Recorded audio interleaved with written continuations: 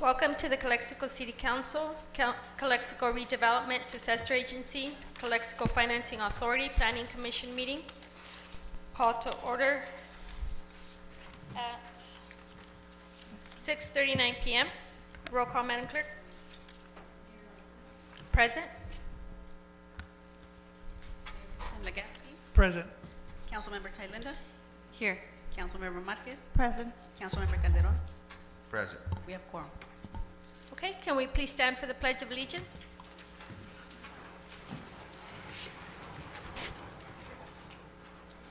Ready? Begin.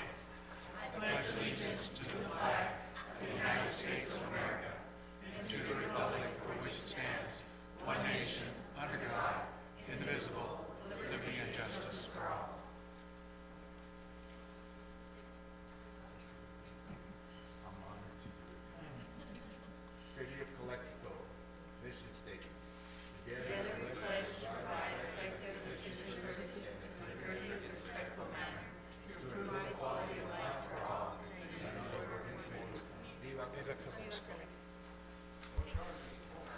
Please remain standing for the invocation. Yeah, Pastor Frank Sassueta, please. Thank you. Good evening, everyone.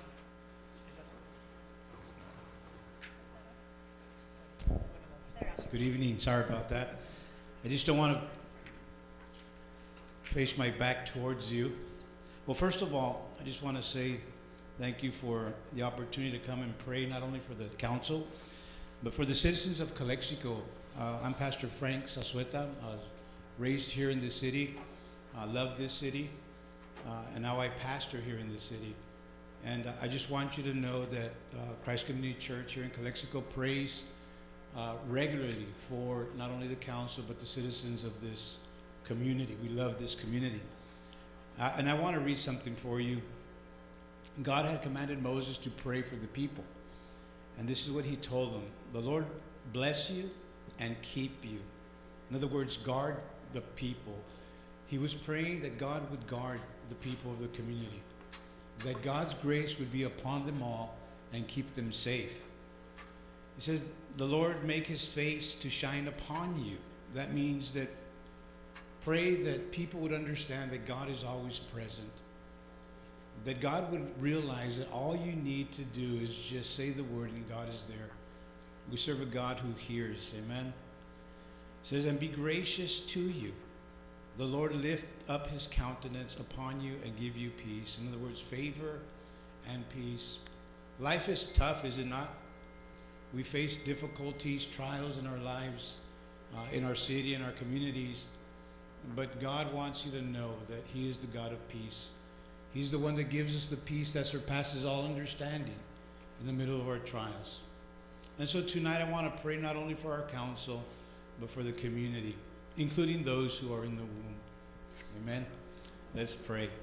Father in heaven, first of all, thank you for the honor, the blessing it is to stand before fellow citizens of this city of Calexico.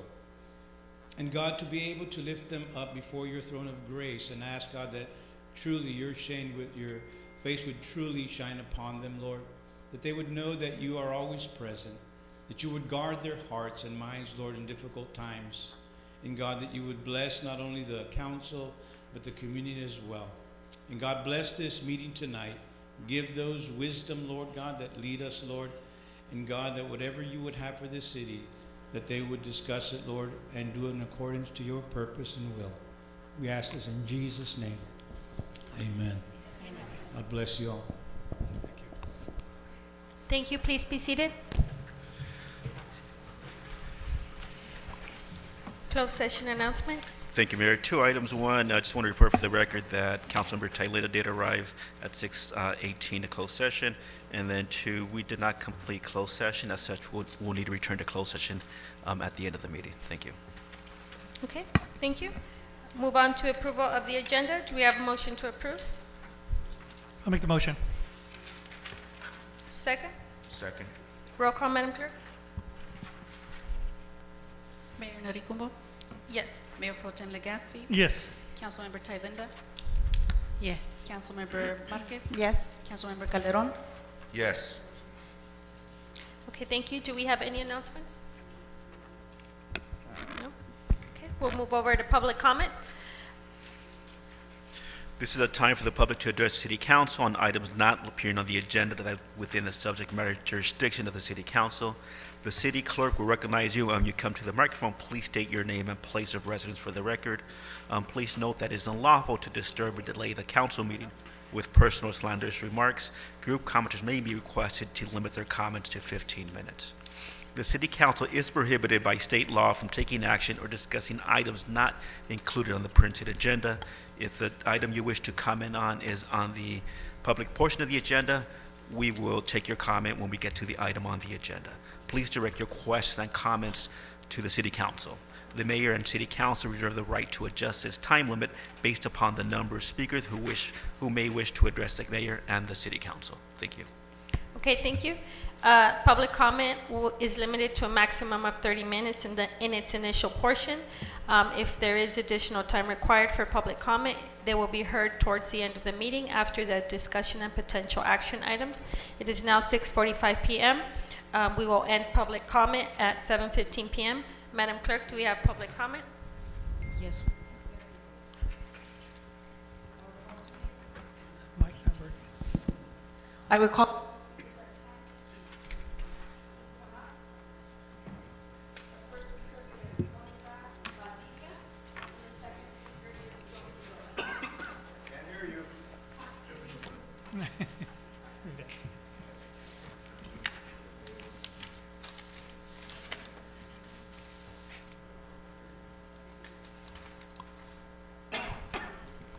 Buenas tardes, público y miembros del concilio. Mi nombre es Mónica Valdivia, 1357 Mero Drive. Y mi comentario es sobre el parque de Victoria Villas, nuevamente. Seguimos con la problemática de que siguen los campos de béisbol. No han decidido nada y a nosotros nos siguen cobrando nuestro CDF. Estaba viendo lo que es el nuevo budget para la ciudad y dentro de este budget quisiera saber cuál es el balance de nuestro CFD, porque no lo veo especificado aquí.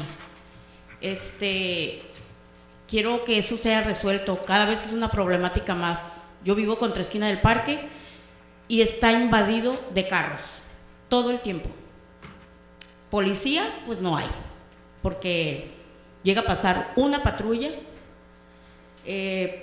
La perrera, también estaba viendo aquí lo que se gasta para la perrera. El otro día reporté un perro precisamente, nunca apareció. El perro no traía ni collar, ni cadena y estaba solo, un pitbull.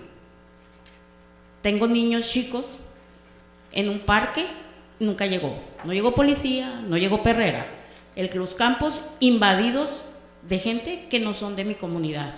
Y no estoy en contra de eso, pero que se ponga un orden. Se pasan los altos, dejan cochinero y no son de mi comunidad. Y yo estoy pagando un CFD desde hace más de 25 años. Quiero una solución ya. Lo he pedido por años, me he presentado ante varios concilios y nadie da una solución a esta problemática. Y ahora vienen a imponernos 3 campos de béisbol cuando ni siquiera se nos consultó a los que pagamos por ese CFD. Creo que no es justo para mí como persona que paga ese CFD por más de 25 años. Tengo derecho a saber en qué se está gastando mi dinero. Gracias. Okay, thank you, ma'am.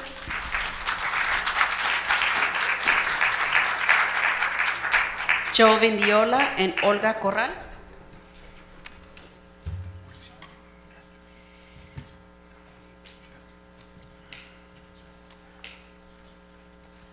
Good evening. My name is Jose Santos Vendiola, born and raised in the beautiful city of Calexico 90 years ago. This is coming Sunday. I'm here basically to invite each and every one of you, city councilmen and women, of course. Women have got to be represented in the city. City mayor, the city's my good friend, You're all my friends. Mr. Legaspi, I had the pleasure of working with his father as an employee at the U.S. Postal Service for 30 years. What I'm here is to invite you, each and every one of you, family members, friends, to attend our services Monday, Memorial Day. Normally people would say, hey, we get together, let's have some carne asada, what have you, a few more cold beers. Well, Memorial Day is a day to remember all those veterans that are no longer with us. Tony Tirado, Hector Hernandez, Rene Romero, Dan Santian. So many. The last time I counted veterans here at Calexico Cemetery was 5 years ago, and we had 197 veterans buried here. How many people know that? Your uncles, brothers, sisters, a friend of somebody that you knew. But you don't know that we have services out there. We, the veterans that were still hanging in there, like myself, we go out there and we do the best we can to support our dear veterans, our comrades. Some of us served in combat. Some of us are very fortunate like myself. I went to Korea, but I wasn't in the Korean War. I served during the Vietnam War, but I did not go to Vietnam. I have my good friend back sitting there with me. He was in Vietnam. We, the veterans of the city of Calexico, invite each and every one of you to come and share an hour or so the services that we provide to honor our departed comrades. This Monday at 6 a.m. and also at 11 a.m. Love to see you. Mr. Legaspi, I thank you for your personal help. We appreciate it very much. God bless each and every one of you, your families, and God bless America. Thank you. Thank you, sir.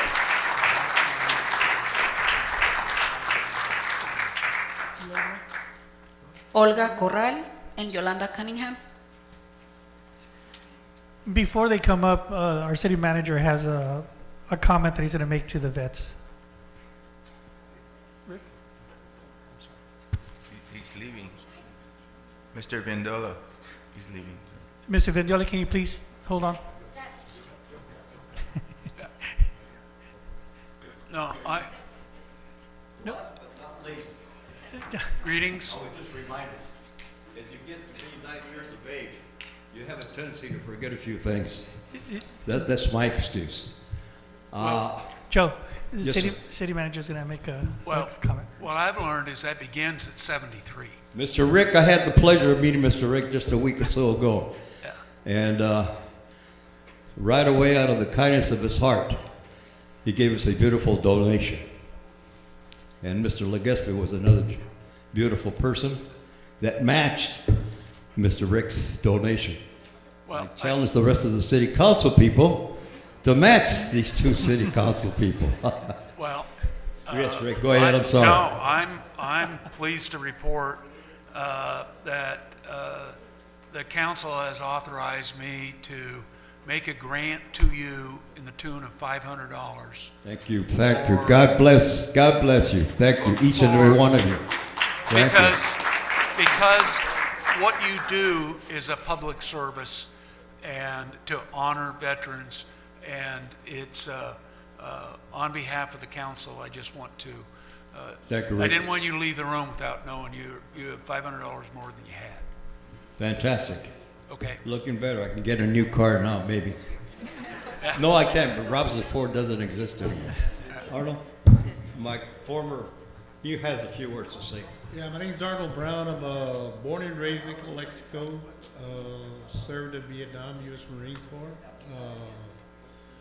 We do a lot of services for part of the Baja Runners. We took over the duties of maintaining the cemetery and make sure that the ceremonies go well. We've planned it already and everything's set for Monday, so it'll be great to see all of you there, especially in the morning. We serve breakfast for the volunteers that go set up flags for the all the tombstones or whatever, which we cleaned up last Saturday. Mr. Galegati and Mr. Cabilo were there. But we do a lot of work for that. And we're the only service club that does that here in Calexico to represent the veterans. We have about 7, 8 veterans in our group. So that's our commitment to all our fallen veterans that are no longer with us. All of them are either part of that, the committees that set up the veterans monument there, which we'll discuss later. But they're all gone. It's only myself and a few others left. So we'll continue that quest to keep the veterans' memory alive. Okay, thank you very much for your time. Thank you.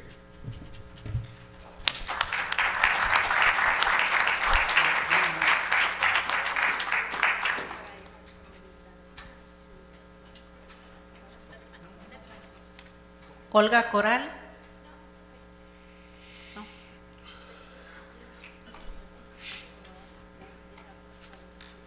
Buenas tardes, Olga García, 2320 Yaguio. Pues vengo a platicar otra vez sobre el Parque Córdoba. Yo vivo alrededor de la comunidad y pues me gustaría sentarme con ustedes a platicar cuál ha sido las decisiones que van a tomar.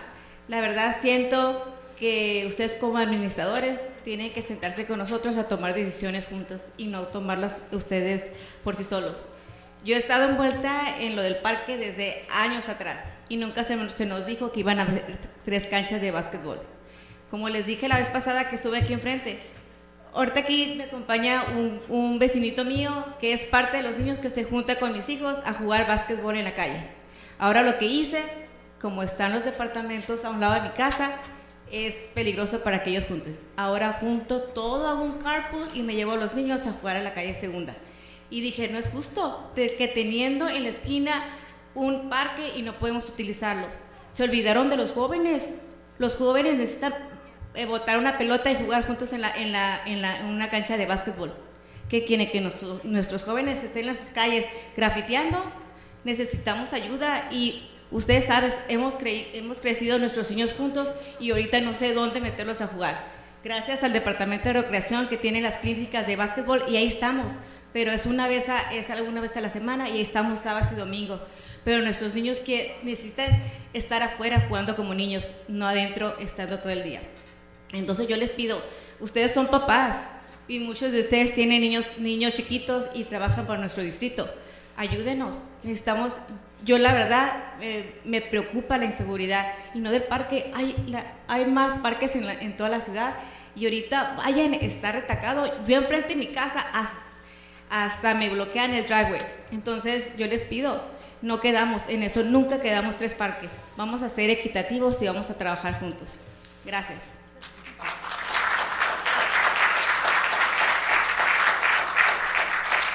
Yolanda Cunningham and Olga García.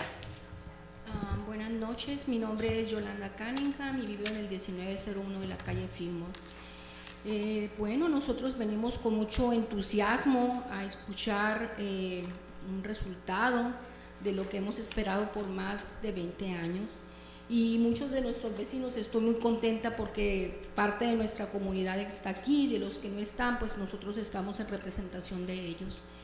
Lo que quiero que sepan es que nosotros hay frustración, hay desconfianza, pero nosotros hemos hablado con las personas, algunas personas hemos tenido contacto, con otras no, porque mucha gente trabaja, pero lo que hemos hablado como comunidad es que nosotros estamos confiando en que ustedes tristemente están resolviendo problemas o están tratando de resolver problemas que no fueron creados por ustedes. Pero tenemos confianza de que se va a hacer algo justo. Para nosotros ese parque no significa un negocio, ese parque no es para lucrar, ese parque no es para estar cobrando, ustedes saben perfectamente a lo que me refiero. Nosotros queremos ese parque para todos, nosotros solamente queremos ir a caminar, queremos que los niños jueguen, queremos que se sientan seguros, ya tenemos el antecedente de lo que pasó tristemente hace el día 11. Nosotros jamás nos pudiéramos haber imaginado que eso iba a suceder allí, pero eso sucede cuando viene gente de todos lados y sabemos que en todas partes puede pasar, pero se está saliendo de control, de verdad se está saliendo de control. Y quiero, yo después notificaré con el señor, con el oficial de policía para comentarle las cosas que nosotros como comunidad cuando estamos caminando estamos viendo alrededor del parque. Ni se imaginan lo que está pasando alrededor de ese parque porque no hay vigilancia. Otra de las cosas que les quiero comentar rápidamente es que ayer se presentó el señor, nuestro anterior city manager, el señor Dell, y me llama mucho la atención que él dice que él entrevistó, que habló, tocó puertas por más de 400 familias. Pues a mí me encantaría que el señor Dell presentara esas firmas que son legítimas, que deben ser legítimas, o que presente el testimonio de esas personas, porque de todas estas personas que yo le he preguntado, nadie sabe de eso. La gente nos ha dicho, queríamos un parque, pero no queríamos este tipo de parque. Así es que aquí se refleja el interés de unos pocos y afectando a muchísimas familias. Pero nosotros estamos confiados, gracias, de verdad, gracias, porque ustedes sé que están entendiendo, y sé que están escuchando y sé que quieren hacer lo correcto. Nosotros estamos confiando en eso. Muchas gracias. Thank you, Ms. Cunningham.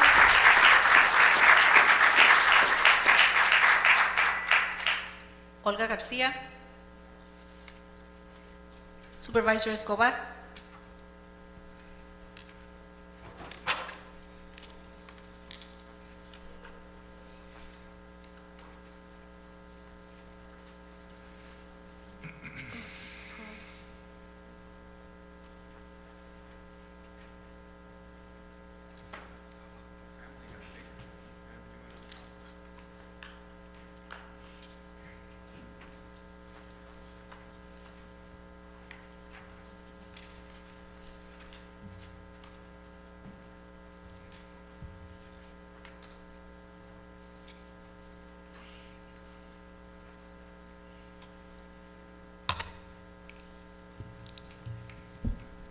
Mayor, council members, good afternoon. The family got bigger. I was just telling our chief, so I apologize. I didn't make enough copies for the residents, and obviously I didn't make up enough copies for the people on the stage, so my apologies. We recently had two updates that I think are important that you're fully aware of. I'm going to start with this first one, Paragon. Paragon is our lobbyist at the federal level. It's always important, first 100 days when there's a new presidency, especially a new presidency with not just a change in person, but a change in party, that we get a feel for what the situation is. We can go on and either criticize or support to death for the next 48 hours, so I won't bore you to death, and again, we won't get into that type of discussion. I do want to point out that one of the primary objectives to the president's agenda is domestic independence of critical minerals, to which we have a plethora in Imperial County, and to which everybody will benefit, including the city of Calexico.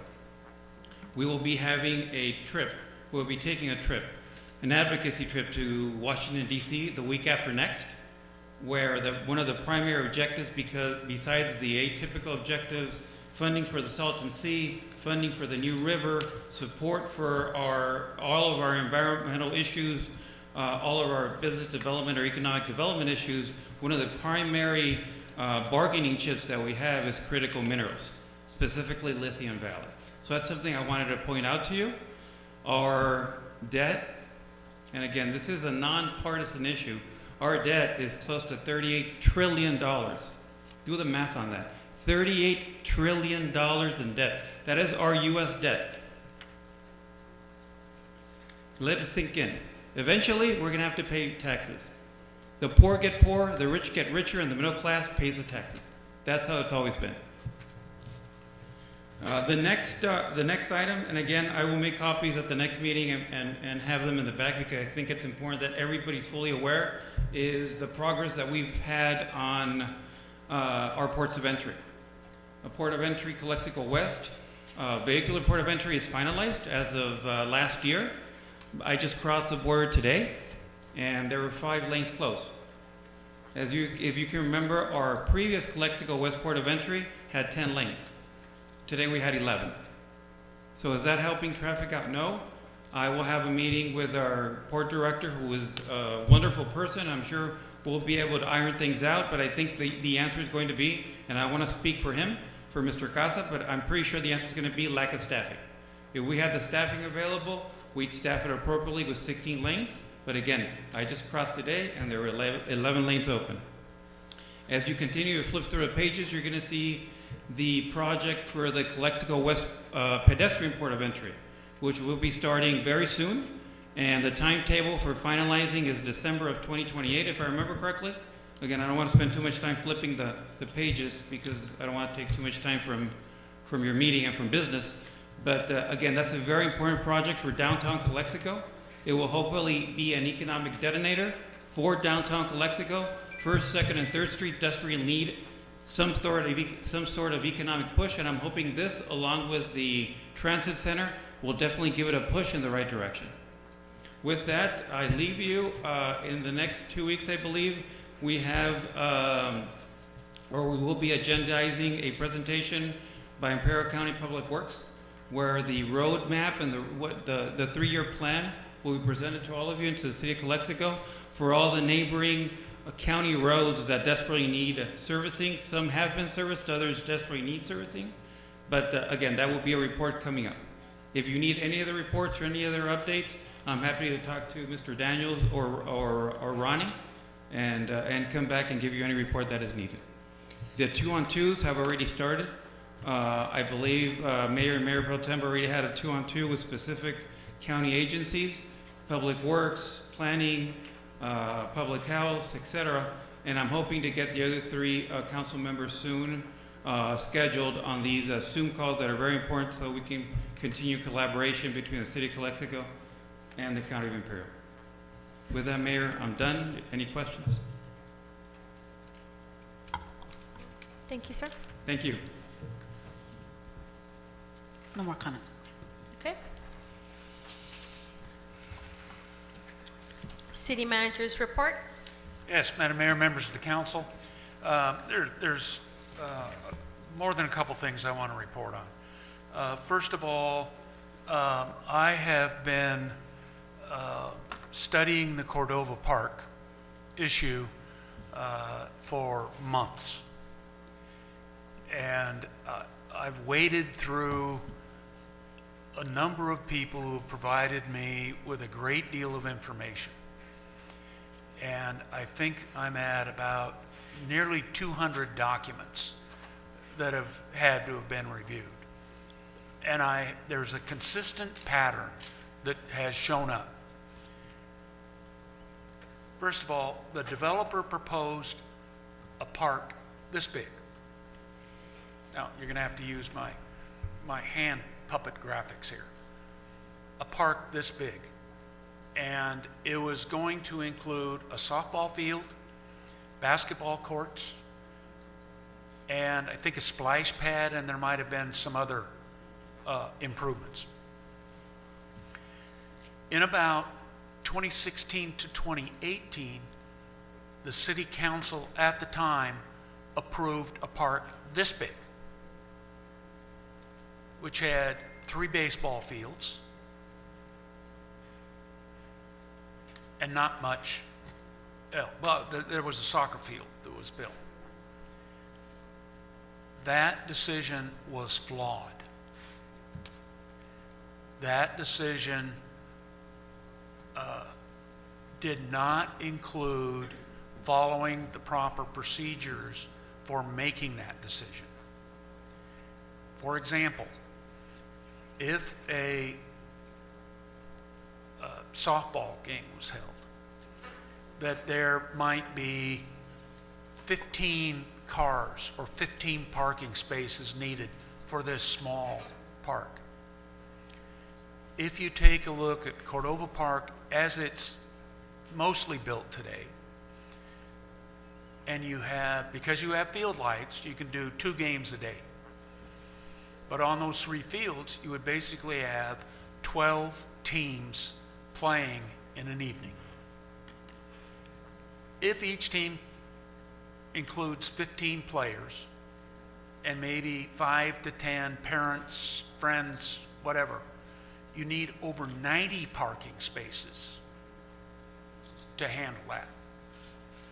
State law requires that, and it's called the California Environmental Quality Act, that you have to quantify the noise, odor, dust emissions from, instead of 15 cars, 90 cars. That was not done. That's a requirement of state law. Second of all, while it did not, the ordinances at the time did not require individual notice to all the people who live around Cordova Park, it should have been done. And so my recommendation, so in my opinion, my professional opinion, that what was built was improperly approved. And that if I can put the genie back in the bottle, but because there's been some public expenditures out there. But I'm calling for the council to hold a public hearing after notifying every property owner in that neighborhood, and hold a public hearing about what should be there. I've heard people talk about the need for a tennis court, a pickleball court, basketball, I heard it again tonight, a basketball court. And I'm sure, but we need to come to a consensus about what is going to be in that park. The park that's largely done, but it is not done to the point that the city feels comfortable allowing people to play on that ball field, because it's only rough graded. It doesn't have the smooth clay surface, so a kid could be going down to field a ball and it hits a clod, bounces up into their face. So we have not allowed the fields to be used until this matter is resolved. So I will be, with the council's approval, posting a public hearing that will be held to get all the opinions of the neighbors in that neighborhood, and you will get an individual mailed notice of the time and place. And myself, I want to hold that within the next 30 days, because the longer this goes on, the more it becomes Mr. divisive. Daniels, can I in the interrupt you community. for a bit? Yes. Could you please send it out with the next water bill? We want that notice to be out with the next water bill. Or when is the next water bill? No. I don't know, but I will, if I can, I will. If not, We would actually like the public hearing within 30 days. Yes. And so the notice needs to be sent at least 2 weeks in advance. Right. So we need to act on this. We Okay. can't push You- it forward anymore. you've given me a specific solution, and I will move heaven and earth to try and make that happen. If not, then, because typically, not everybody gets the utility bill at the same time. There's parts of town, so the mail goes out at different times. But for those that I can't get mailed as part of their utility bill, I will send a separate mail to those that aren't covered by the normal billing service. Now, I know that's bureaucratic speak, and I'm sorry, but my intent will be to get everybody a notice in their water bill or a separate mailing of that notice to your home. Follow me? Okay. Can I just say something? Because I know for the fact, for me, I'm online, so I don't receive a bill, an actual bill, and it's an automatic payment, so I don't see my bill. Well, I tell you what, The bill, the water bill. So do- if another person is in the same situation as I am, they're not gonna see Okay. the notice. do. Okay, let's take control so that we're not just speaking out of the public. Okay. So I think the direction that we want to give you then, if all the bills go out separately anyway, is that they all go out then, so for the customers that don't have, but they need to go out within 2 weeks. Yeah. And a date has to be selected within the next 30 days. Yes. It's already, yeah, Well- and we need in 2 weeks, and the date within 30 days, please. Madam Mayor, I will have by the end of the day tomorrow the date of public hearing, because it's going to take us a little bit of time to put the notice together. But if there is anybody else in your situation, then I've got a pen, I've got some paper. Come up before the end of the meeting and give me your name and address, and I will make sure you get notice. The intent is to engage the public and be open and transparent. And so I want everybody there. So we will take every effort, Madam Mayor. Yeah, and also on the city website and also on the city's Facebook page, but yeah, no more than 30 days. Yes, ma'am. Mr. Daniels, it's been over approximately more than 40 days, so I'd like to see it as soon as possible. Not only that, for those that don't have a bill that comes to their homes, put a banner on the fencing around those parks and Good put a date suggestion. so Yes, they'll sir. know when Yes, sir. this is going to be held, who, what, where, and how. So that will help. So banner, A banner Right. on. so around it will have, in the water bills that go out in the next 2 weeks, it will be, for those that aren't covered by those water bills, it'll be a direct mail to you. And then we will do the webpage, any social media that's available, and a banner that'll be on the fence.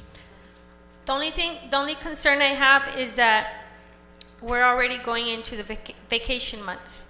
And I don't want, I think we all want it to be done already, because we've been waiting on this public hearing for many weeks now. But the problem is we're going into June and July, and I don't want people to be on vacation and not be able to attend. So, but we could always do something, over the phone, where they can call in as well from wherever they're at. But that's something that concerns me, that I would allow some input from the people that are here, only because we want to set a date already. So is it fine, even if it's in July, if people are out of town? Or should we wait until they return from vacations, which would have to be like in September? Madam Mayor? Yes. Let me investigate the cost to broadcast. And if we hold it here, then maybe we could broadcast and somebody could call or could connect in electronically and get a video or get a video feed of it. Plus, then I would take that video and put it on the webpage. So if you missed it and you didn't have time to pick it up during the meeting, it would be archived on the webpage so you could access it. And I would like to object. I think this needs to be addressed as soon as possible. Yes. I feel that the citizens have been waiting for a long time, and it might not have been us, but we're going to fix it.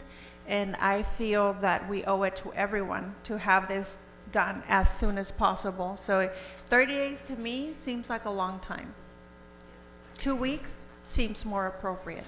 So they have been waiting for years, and we need to honor that.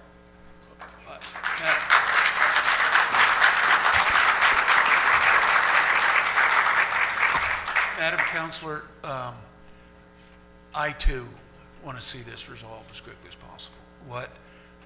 Let me do this. Let's set a I date. will see if we can get the notices out and try to get 3 weeks. And I know that seems like forever, but it's going to give all of these people an opportunity to say something. And the only thing I've got to accommodate is I need to give the 2 weeks notice. Now, and next week's a short week, and I don't mean to, but anyway, we will do everything we can, and likewise, let your neighbors know. As soon as possible.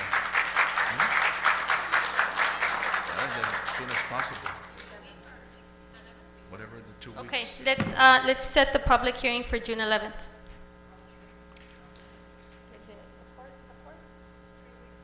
So there's a meeting, oh yeah. We'll have a special meeting for June 11th, Wednesday, June 11th. Well, the public hearing, yeah, public hearing. Wednesday, June 11th, it'll have to be in the evening after, the majority of the people are out of work. If we can do it around 6. So you can write that down and start telling all the people. I don't know if we need to take a vote, but yeah, with this, we need to do it already. So it's just a public hearing. The noticing can be done, it can be started on Facebook, online. Send out those letters and let's get this issue resolved. So Wednesday, June 11th, please. Madam Mayor, my only concern is that we need to follow the zoning code and the notice, but the message is received. You want this as soon as possible, and I will move heaven and earth to get it done absolutely as soon as possible. Yes. I'd also like that when we have this workshop or public hearing, if you could provide a detailed timeline outlining the series of events, how it came about, even with council dates, and completely transparent, step by step. I want to know if they went out to RFP for design. I want to know if they followed the proper procurement process, so bid, everything. If they hired, who they hired, how it happened, was the procurement process followed, and all those items. It's really important to create that timeline and show what was done back then. Well, Madam Mayor, Councilor Talenda, one of the things that has come clear to me in the discussions with the community is that there's a belief that no one's listened. That's the opposite posture we want to be in. So I will do everything I can, and that's my commitment. I have one more comment on Cordova, and that is when I first started researching this, the belief was that Cordova Park, as it sits today, was built with CFD money, which are assessments against every property owner. What I have been able to determine is that the city council then used non-CFD money. They used money that was available from the federal government for COVID issues. They also used what's called Proposition H, which was a city measure for park development. It didn't use CFD money, but I will have, a firm documentation of that at the meeting. And I want to make sure this is all wide open. Okay. Madam Mayor, I want to move to the Hearthstone CFD. The Hearthstone CFD has, again, presented a bag full of problems. It was a development that was supposed to be close to 500 homes, and there are approximately 247 or 48 that were built. There was a community facilities district formed,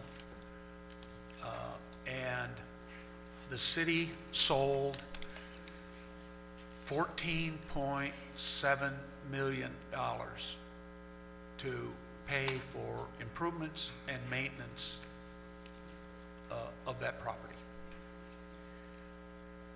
That was not enough to cover all the investments that needed to be made.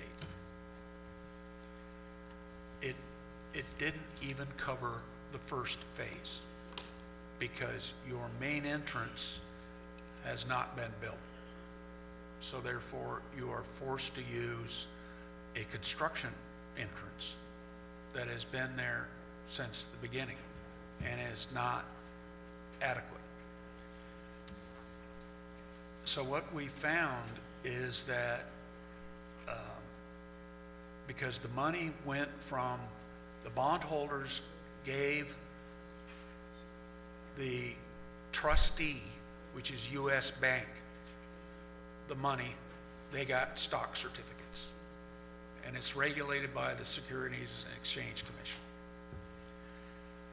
That money went into a number of escrow accounts at U.S. Bank. And we have had problems, but we recently had a breakthrough that Carla Chaparro arranged, where we have all the money that went into that account and all the money that was drawn out of that account. And there are financial records that are auditable that show that in and out. Again, it did not, if they were trying to cover all their development costs, it would have been a bond closer to $40 million rather than 14, because that's what it costs to build all the water, sewer, streets, sidewalks, street lights, stop signs, everything. In the meantime, the developer went bankrupt and has left the building. And that leaves the city trying to deal with the vacant land that is there, the other half of the project. And the city council has directed that we look to foreclose on that property and convert it to sell it to another developer and get that project finished out. There's one technical problem in that at the south end of what would have been the Main Street Inn, that there's a canal, beach canal. And that creates some unique challenges about how to bridge over that or lower that canal. But that engineers can do anything. So, but that's just a unique aspect there. There's one issue, and that is when the money, okay, so of the $14.8 million, in terms of cash, the trustee only got 12.7 because it cost money to issue those bonds. But of the 12.7, it included $6.5 million to the school district to cover the development impact fees for additional school space that was needed. U.S. Bank shows that the school district was paid. I've met with the school district, and they, in all sincerity, don't believe they were paid. So I've got to track down what is $3.25 million that the trustee had. They believe they paid the school district. School district reports that they never received, they only received half of it. So that's an issue of substance that needs some additional work. So we are turning over every rock. Right behind the hearing that will be held on Cordova Park, we will do the same thing on the community facilities district for Hearthstone. And again, the goal is to be as transparent and to show every receipt and to show every expenditure and every inflow in as transparent of a process as we all can imagine. So, Madam Mayor, that was long, but I was purposely methodical because this is a subject matter that people don't deal with every day. So, but I understand the urgency the council's directed of me. I will move heaven and earth to do that.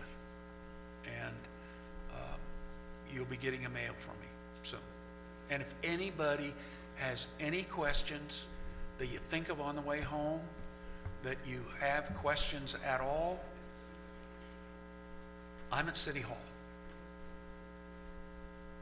And I'm there 5, 6, 7 days a week. I'm there to sometimes 10 o'clock at night. You call, I will meet you either there or I will go anywhere to meet with anybody on this, because the city's commitment is transparency. So, Madam Mayor, that's all I have. Thank you. Thank you. And I want to add to that.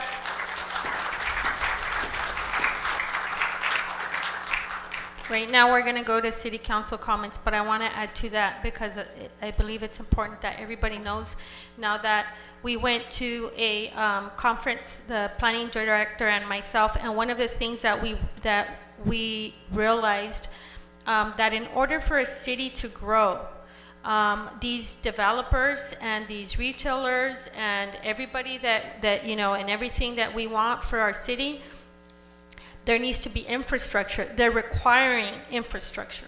So for a city like ours who doesn't have the funding to go out there, and by infrastructure, I'm talking about the sewer systems and the roads, so that the development for new housing and for new retail, they're requiring that. And they say, if there's no infrastructure, we're not coming in. So if there's no infrastructure, we're never gonna grow. And if we don't have a CFD oversight, which is, you know, one of the items that we're going to see in the CFD Commission, it's not only to address the problems that we've discovered, well, that we all know about, but that now we are addressing. It's not only to address the past problems, it's to ensure that if the city chooses to grow and build infrastructure so that these new housing and these new retail stores can come in, and we have to go out as a bonding authority to get more bonds, we need to be able to make sure that everything is right and every single penny that comes out is sent to where it's supposed to go. And we believe that might have not been the case in the past. So that's why it's so important, the whole CFD situation, because it's affecting our city, and that's the reason why, you know, we can't grow. So I wanted to bring that up so that everybody understands how important this is. Okay, so moving over to City Council comments. Mayor Pro Tem Legaspi. Thank you, Madam Mayor. The council members, we attended the opening of the capsule with items placed aside 30 years ago. Thank you, Norma, for doing a really good job at that. The chief and I met with Norma Gerardo over the past vandalisms that have been occurring. And chief gave some pointers on how to provide security. And you have something on that? Yes, Councilman Legaspi. Today, actually, we installed 4 cameras.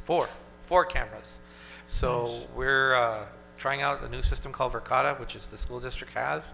Initially, they offered 1, but Ms. Adels, masterful talking to, she was able to secure us another 3 more. So now we have license plate readers, we have facial recognition, and motion cameras installed already at the premises. Oh, great. So, no, that's good, because I remember, I think the first day you guys installed a privately owned camera, it recorded a subject graffitiing the wall, correct? Correct, and that subject was identified already. Awesome. Hopefully it was arrested, or soon to be. The mayor and I attended the swearing in of new commissioners. The other council members also had attended. Members also attended a certificate presentations to the police officers for their outstanding work throughout their years and lifetime. Council members, Councilmember Calderon and I attended the boost training regarding to public engagement framework, working with other council members that had attended from throughout the city, throughout the county. The chief had mentioned the license plate readers, well overdue. I'm glad we have those. Now all the cities throughout the county has license plate readers, and now we have them. Recently I attended the Cal City's Riverside County Division meeting. State Assemblyman Jeff Gonzalez was the speaker. And what we learned is that both counties have similar problems and goals that needs to be accomplished. And there was a lot of collaborations with other council members throughout the Riverside and Imperial County area, sharing ideas. And State Assembly Jeff Gonzalez said that he's going to be working with us. He's also working with Mr. Reese, Senator Reese? Senator Reese, right? Congressman Reese. So they've been in communication regarding our city and county. So that's all I have to report, Madam Mayor. Thank you, Councilmember Thailenda. Good evening, everyone. Lots of meetings with community members and Mr. Daniels regarding various matters in different departments here at the city and getting out past state. The mayor and I met with ICTC CEO David Aguirre at the bus stop, 3rd and Pollen, to think of ways we can clean it up for the ridership while we transition into the new transit station. So in the next few weeks to come, hopefully there's some changes that we're pushing for.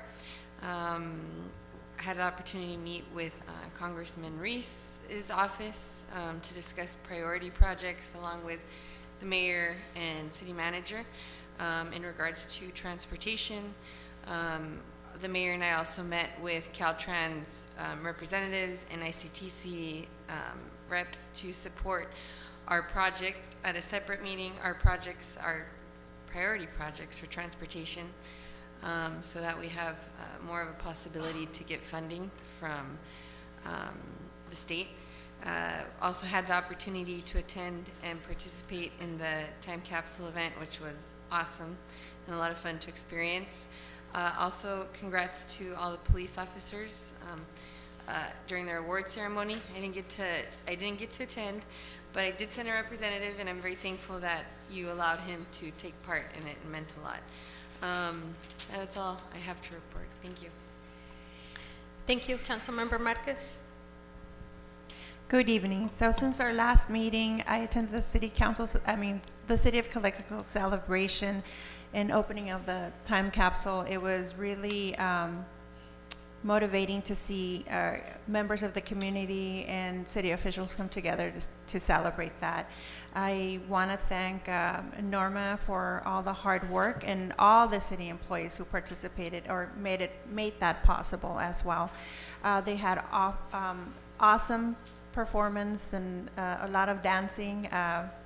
It was really a nice thing to participate and take part of opening that capsule.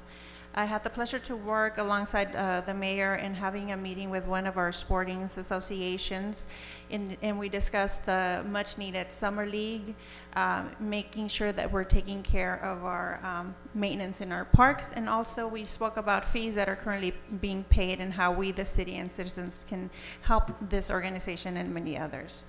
I also was part of the Calexico Police Department award ceremony.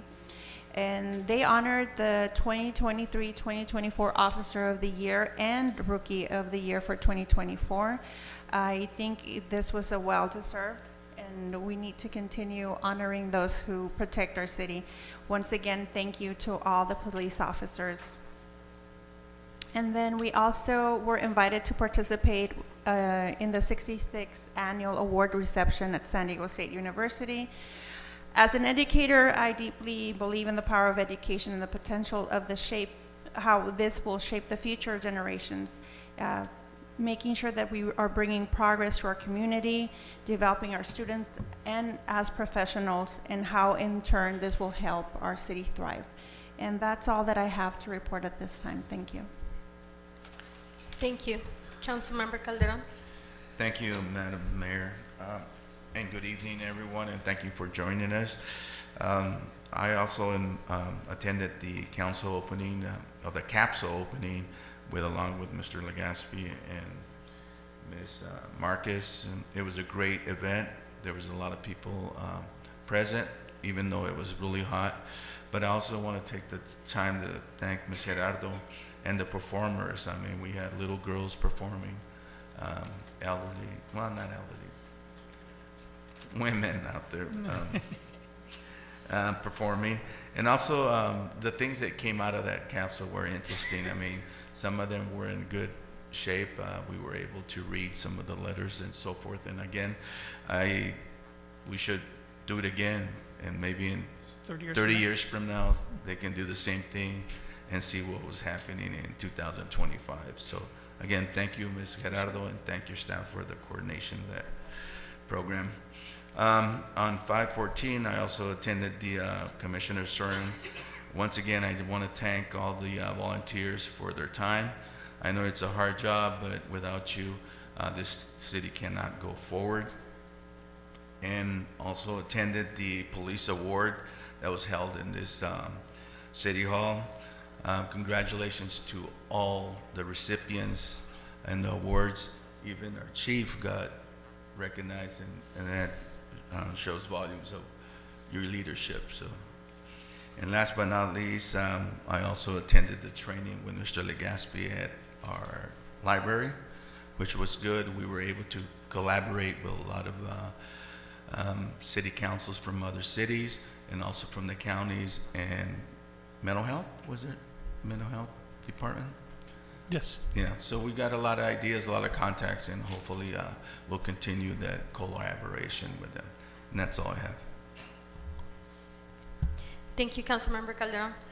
I attended the Air Quality Binational Forum in Mexicali with the mayor over there, and mainly we were discussing what each city was doing, since we share, the air that we all breathe. So some good ideas came out of that. One of them that can be easiest to fix is to, plant grass, plant trees in our basins, all those basins that are full of dust. We know we're a desert and we have high winds. So if we're able to, start getting that dust under control, we can easily assist in that way, and among other things that were brought up. But it was a good forum. Councilmember Calderon and myself, we've been, Councilmember Legaspi too, well, all of us actually, but we're very interested in rehabbing the Chamber of Commerce, that we want to make that corner, a place that we're proud of. And we've talked about this, we've been working with the high school students for them to do a beautiful marquee there that welcomes people to the city of Calexico. But we were able to get some volunteers that are going to help us start rehabbing that building. So just want to let you guys know that that's our intent with that building and that corner. And then aside from all the other meetings that the rest of the council members mentioned, I did reach out to the IID about the illegal encampments that are what we believed were their property by the All-American Canal north of Walmart, and also the other one that's by Beach Canal. I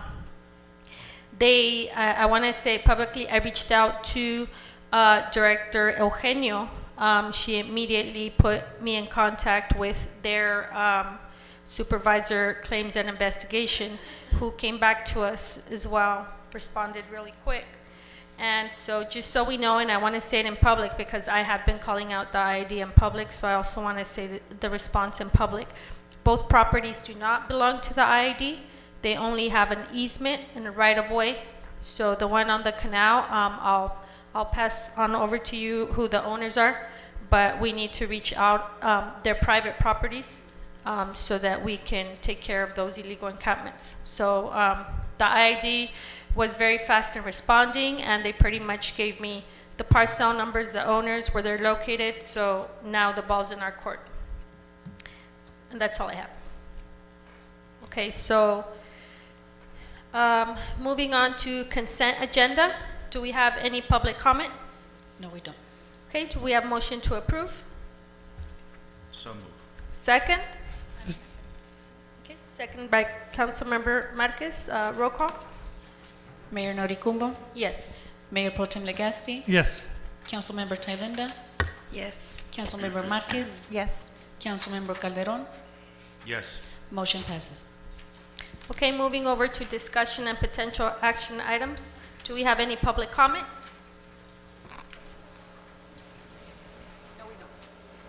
No? Okay. So we're starting with item number 12. 2024-25 third quarter budget status report and resolution to amend the 24-25 budget.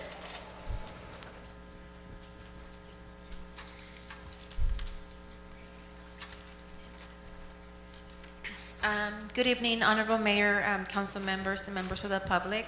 The item that I have before you tonight is the fiscal year 2025 third quarter budget report.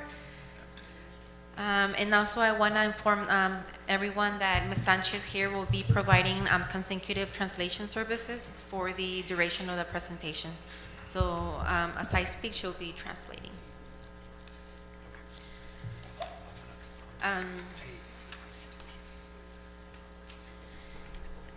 So the purpose of that third quarter budget report is to analyze and report on revenue and expenditure trend as of March 31st, 2025. And this is 9 months or 75% of the fiscal year 2025 elapsed. El propósito de esta revisión es analizar e informar sobre las tendencias de ingresos y gastos al 31 de marzo del 2025 y esto representa 9 meses o el 75% del año fiscal 2025 transcurrido. Starting with expenditures. Empezando con los gastos. Overall, citywide expenditures represent approximately 27% of the adopted budget across all funds and is within the expected 9-month budget trend. In the general fund category, at the 9-month mark of the fiscal year, general fund expenditures total $16.3 million out of $23.1 million that was budgeted, and this is approximately 71% of total budgeted expenditures. This percentage falls slightly below the expected expenditure trend for the first 9 months of the fiscal year. Entonces, en cuestión de los gastos del Fondo General, representa el presupuesto inicial de 23 millones con el presupuesto de 23 millones con gastos de 16 millones, lo que representa un porcentaje de uso del 71%, lo cual cae dentro de la tendencia presupuestal en los 9 meses. In the operating grant funds category, which includes Measure H, operating grants, housing funds, water and wastewater funds, at the 9-month mark of the fiscal year, operating and grant fund expenditures total $16 million out of $30.4 million that was budgeted. This is approximately 53% of total expenditures. En cuanto a fondos de operación y subvención y lo que tiene que ver con el agua, esto representa, what was the, how many millions, I apologize, 43? 16 million out of 30.4 million. 16 millones de 34.5 millones. The lower than expected expenditure rate in this category is mainly due to purchased capital equipment, capital improvement projects that have not yet started or are in the process of completion, and cost savings in salaries, benefits, supplies, services within the water and wastewater funds. Los fondos operativos y de subvenciones incluyen la medida H, subvenciones operativas, fondos de vivienda, agua potable y aguas residuales. El cierre del noveno mes, los egresos de estos fondos ascienden a 16 millones de dólares de un total presupuestado de los 30.4, lo que equivale a aproximadamente el 53% del gasto autorizado. Y la tasa de egreso es inferior a la esperada en esta categoría. Se debe principalmente a la no adquisición del equipo de capital a proyectos de mejora de infraestructura que aún no inician o se encuentran en proceso de ejecución, así como ahorros en sueldos, prestaciones, materiales y servicios dentro de los fondos de agua potable y aguas residuales. The capital debt service funds, which includes capital projects, debt service, CFDs, and internal services funds. At the 9-month mark of the fiscal year, capital and debt service fund expenditures total $15.8 million out of $123.7 million that was budgeted, and this is 13% of expenditures. Los fondos de capital y servicio de deuda incluyen proyectos de infraestructura, servicios de la deuda, distritos de instalaciones comunitarias, conocido por siglas en inglés como CFD, y fondos de servicios internos. Al cierre del noveno mes del ejercicio o año fiscal, los egresos de estos fondos ascienden a 15.8 millones de dólares de un total presupuestado de 123.7 millones, lo que representa un 13% del gasto autorizado. The lower than expected expenditure rate in this category is mainly due to capital improvement projects that have not yet started or are in the process of completion as well. Y la baja tasa de ejecución en esta categoría se debe de igual manera a que varios proyectos de mejora de infraestructura no han comenzado o se encuentran en proceso de implementación. Moving on to expenditures within the general fund, at the 75% mark of the fiscal year, total general fund expenditures stand at 71% of the annual budget and indicates that the general fund is trending as expected through the third quarter. Y moviendo ahora a los gastos en relación al fondo general, teníamos presupuestado, estamos a 75% de completar el año y va todo en tendencia y de acuerdo a lo que tenemos ahora se ha gastado solo el 71%. Our general fund departments are exercising diligence in managing their budgets and staying within their approved allocations, as most departments are either below or near the 75% target mark for the fiscal year. Todos los departamentos que operan con recursos del Fondo General han demostrado responsabilidad en el manejo de sus presupuestos, manteniéndose dentro de sus asignaciones aprobadas. La mayoría de los departamentos se encuentran por debajo o cerca del límite del 75% correspondiente a esta etapa del año fiscal.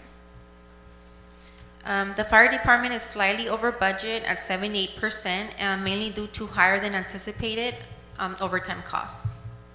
El departamento de bomberos presenta un ligero rebase presupuestal que representa el 78%, principalmente debido a costos por horas extras mayores a los previstos. Moving on to budget amendment requests.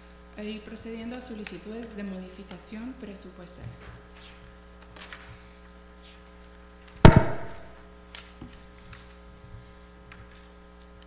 As part of this budget review, each revenue source was analyzed to assess its performance through the third quarter of the fiscal year.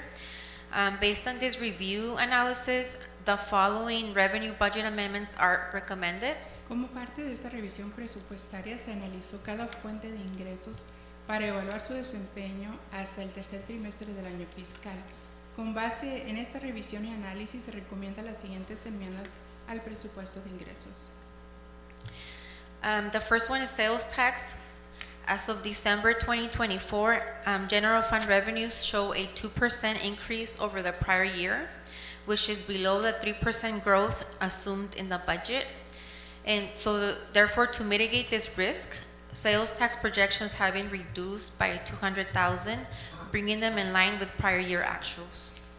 Y en respecto al impuesto sobre ventas, a partir de diciembre del 2024, los ingresos del Fondo General muestran un aumento del 2% respecto al año anterior, lo cual está por debajo del crecimiento del 3% asumido en el presupuesto. Para mitigar este riesgo se han reducido las proyecciones del impuesto sobre ventas de 200,000, ajustándolos a los resultados reales del año anterior. In rents and concessions, as of the third quarter, rental revenues have come in higher than anticipated. Therefore, revenue projections have been increased by 33,000. En rentas y concesiones al cierre del tercer trimestre, los ingresos por rentas han sido mayores a los anticipados, por tanto, se han incrementado las proyecciones de ingresos a $33,000.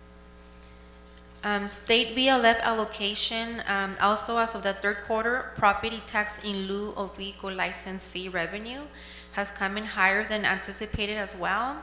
So accordingly, revenue projections have been increased by 19,000.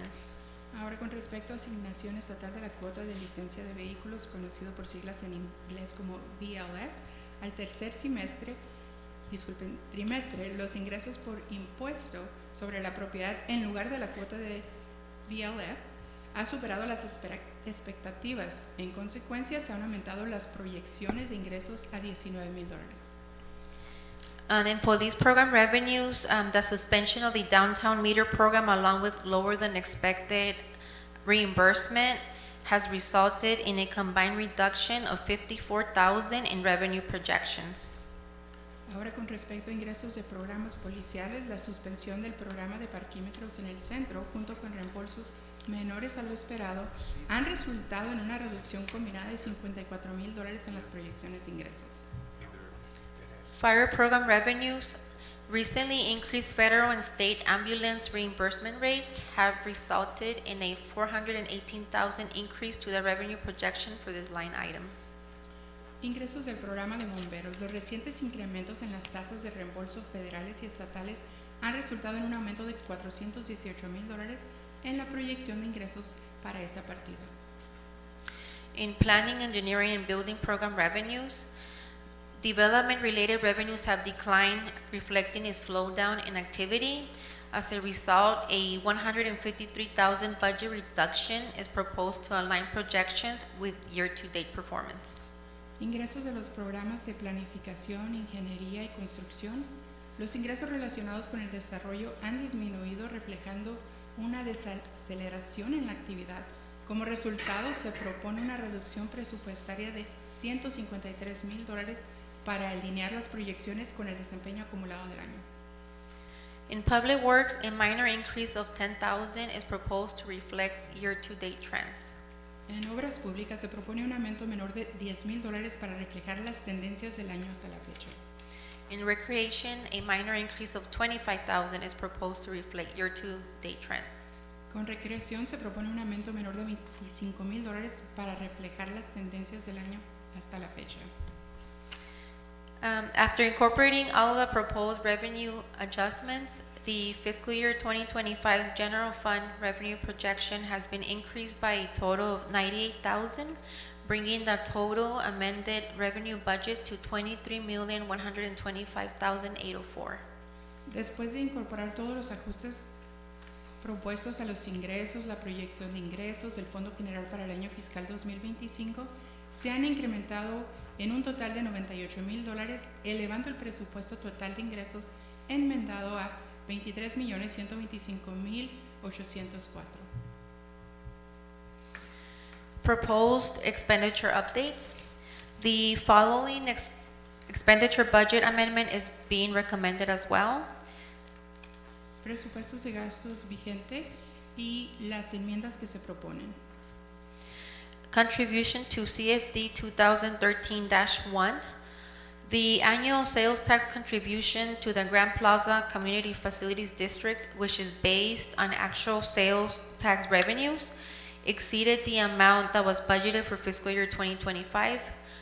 Therefore, the contribution expenditure has been adjusted to reflect that to $265,000. La contribución al CFD 2013-1, la contribución anual del impuesto sobre ventas al Distrito de Instalaciones Comunitarias Grand Plaza, la cual se basa en los ingresos reales del impuesto sobre ventas, superó la cantidad originalmente presupuestada para el año fiscal 2025. Por lo tanto, el gasto de contribución se ha ajustado a $265,000. After incorporating the proposed expenditures adjustment, the fiscal year 2025 general fund expenditure projection has been increased by 40,000, bringing the total amended expenditure budget to 23,054,002. Después de incorporar el ajuste al presupuesto, el ajuste propuesto al gasto, la proyección de gastos del Fondo General para el año fiscal 2025 se han incrementado a 40,000, elevando el presupuesto total enmendado a 23,054,002. Fund balance update. The net increase in general fund revenue after offsetting expenditures is 71,802. This updates the projected ending fund balance for fiscal year 2025 to approximately 4.3 million. Con respecto al Fondo General, actualización del saldo del fondo con respecto a la actividad anual neta lleva número 71,802, lo cual conlleva un saldo combinado. I'm sorry, what was the last number you just? 4.3 million. 4.3 millones. With this increase in the fund balance of the general fund, the city can meet its target fund balance reserve policy of 68 days as outlined in the city's reserve policy. Con estas enmiendas y este presupuesto, la ciudad puede cumplir con el requisito de los 68 días. Grant program updates. Actualizaciones al programa de subvenciones. In the library department, a $5,280 increase is being proposed for the library grant fund, which is funded by a new state allocation for the 2025 Lunch at the Library Summer Program. Se solicita los fondos de $5,280 para fundar el almuerzo en la biblioteca, lo cual sería fundado por medio de subvenciones estatales. The police department, the Stone Garden grant reimbursements are projected to increase by $100,000 due to higher than expected staff time reimbursements. Con respecto a la policía y Stone Garden, se proyecta un incremento de $100,000 debido a que a los gastos elegibles proyectados adicionales de la subvención tienen que ver con gastos no previamente anticipados.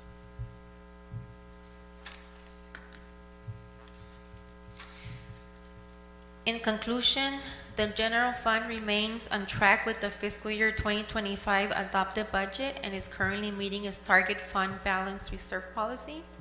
Y en conclusión, el Fondo General está alineado con el presupuesto adoptado para el año fiscal 2025 y cumple con su política de reserva de saldo objetivo. The financial outlook includes some identifiable risks that may affect the budget moving forward. Y hay riesgos al horizonte, lo cual dichas proyecciones anticipan. ¿Habría algunos retos? Sales tax projections are showing signs of softening, which may have implications for both the current fiscal year and future budget cycles. A continued decline in sales tax revenue could affect the city's ability to meet expenditure commitments and maintain reserve levels in the general fund and Measure H fund. Ongoing monitoring and conservative forecasting will be essential to mitigate potential budgetary impacts. Las proyecciones del impuesto sobre ventas muestran signos de desaceleración, lo que podría tener implicaciones tanto para el año fiscal actual como para los ciclos presupuestarios futuros. Una disminución continua en los ingresos por impuestos sobre ventas podría afectar la capacidad de la ciudad para cumplir con los compromisos de gasto y mantener los niveles de reserva, particularmente en el Fondo General y el Fondo Measure H o Medida H. Será esencial un monitoreo constante y una proyección conservadora para mitigar los posibles impactos presupuestarios. The water, wastewater, and airport funds require continued attention in the areas of rate adjustments and operational planning to ensure the long-term sustainability of operations, debt service obligations, and capital improvement needs. Los fondos empresariales de agua, aguas residuales y aeropuertos requieren atención continua especialmente en las áreas de ajustes tarifarios y planificación operativa, para asegurar la sostenibilidad a largo plazo de las operaciones, las obligaciones de servicio de deuda y las necesidades de mejoras de capital. And it is my recommendation that the City Council approve the budget resolution to amend revenue sources and expenditures in alignment with current trends. Mi recomendación es que el ayuntamiento apruebe la resolución presupuestaria para enmendar las fuentes de ingresos y los gastos en alineación con las tendencias actuales. And that's the end of my report. Any questions? Ese es el final de mi informe. ¿Alguna pregunta? Madam Mayor, may I add Yes. to that? As we're sitting here today, you received a report that we are getting by. But I draw your attention to part of Carla's report that said general fund revenues are up 2% over last year. The problem is the previous council had forecast that it was going to be up 3%. So that's a negative number. Also, she pointed out that sales tax is down $200,000. That is a softening economy. And we don't know whether it's going to continue to soften or whether it's going to rebound.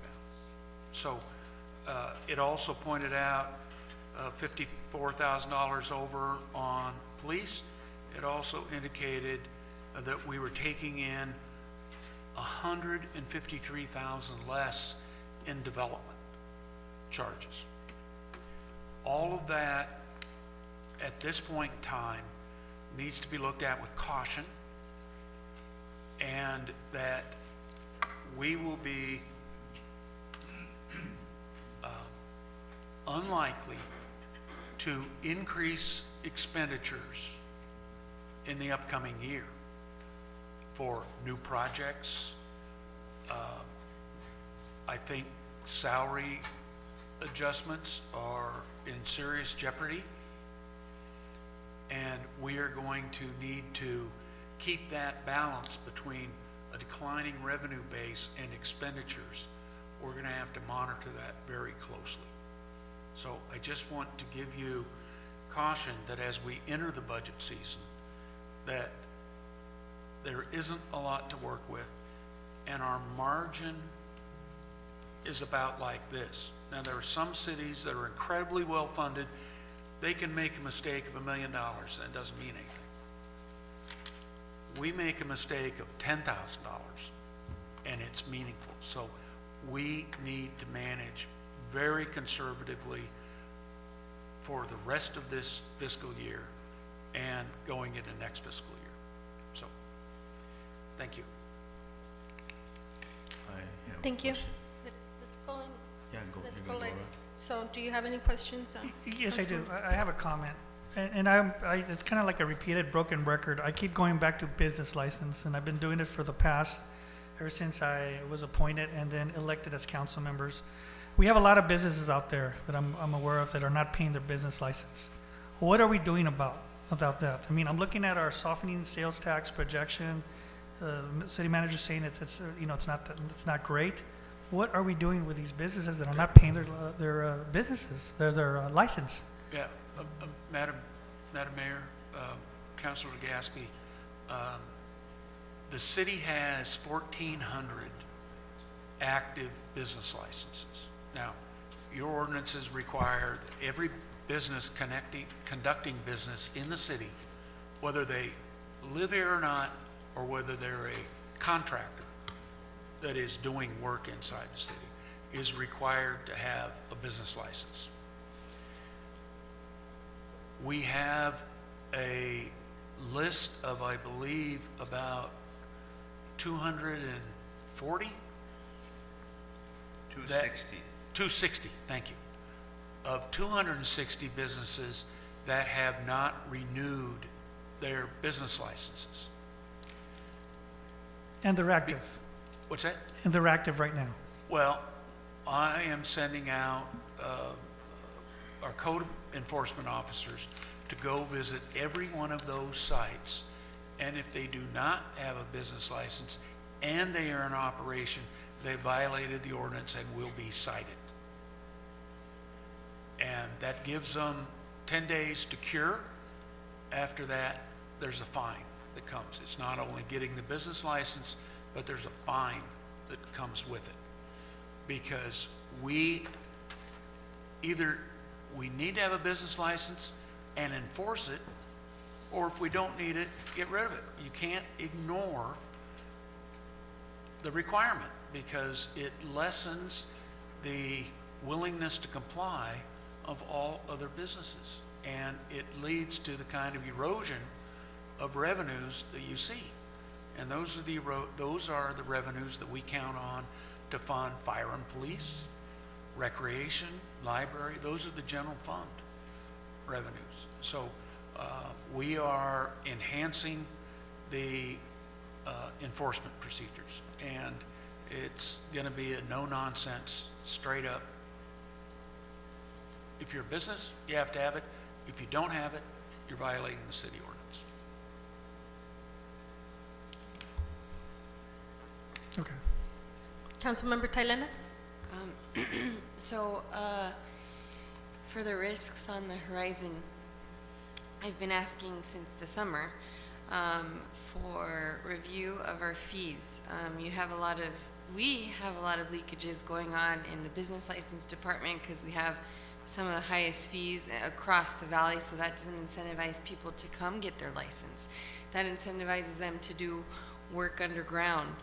And we have an item on an informational, it doesn't show everything fully, but we have some of the highest fees for development, for building, engineering, and that also doesn't incentivize development. And we've been talking about this, I've been talking about this for months, and trying to get something proposed, because that's really what's going to increase the projections. Instead of having work done illegally on the weekends when there's no code enforcement or building inspectors driving around, and that's a huge part. You look at other cities and their business license fees are $42. You know, you came from El Centro, they have really great fees, and that incentivizes people to come legalize, to come report what they're doing.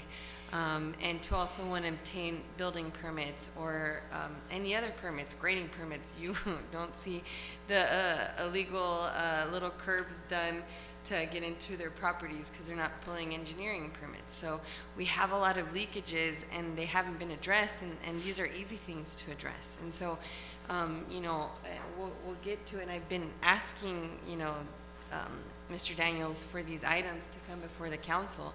And that's something that could have been done months ago, and we would have already been benefiting from those changes because people love lower fees. It's kind of like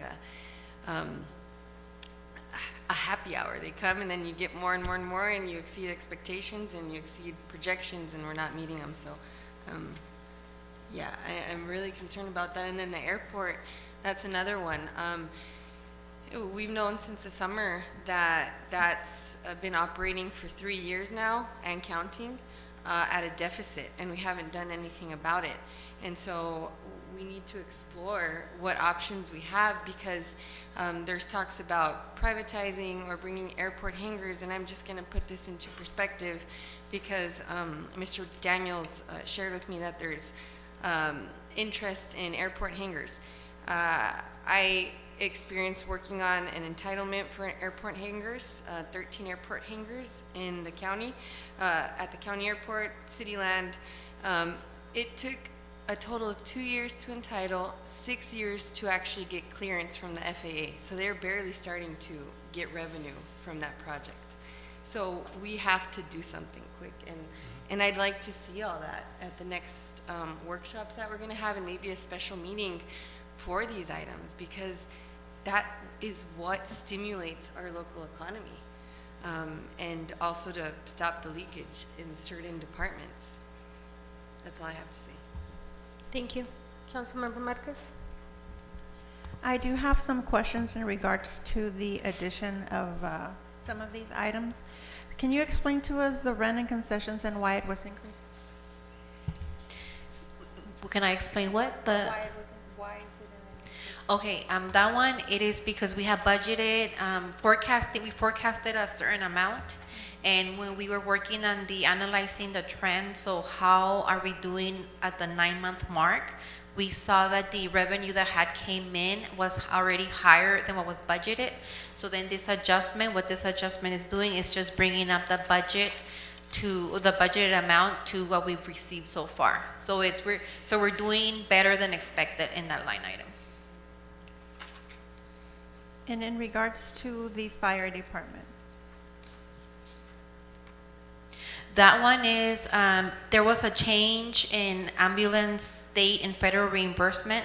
So what we get back, every time that the ambulance goes on a call, we get reimbursed depending on state and federal rates. So that those rates went up. So that means that when we get reimbursement back, we're actually getting a higher reimbursement than that we were getting before. So we're actually doing pretty well in that line item. And it was not expected. We didn't know that those rates were going to go up. And how did both Public Works and Recreation have the amendment to the increase? Those are just small little line items that are also doing better than expected. So we had budgeted, forecasted for like a smaller amount, and then revenue coming in is higher than what we had budgeted. So it's just making those small adjustments to what we already received at the 9-month mark.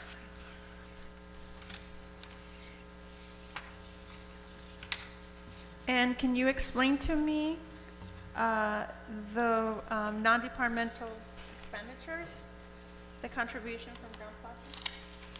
Yes, so as part of the covenant between the developer of the Grand Plaza and the city of Calexico, there is a sales tax agreement, and it's kind of like a tiered agreement. So step one,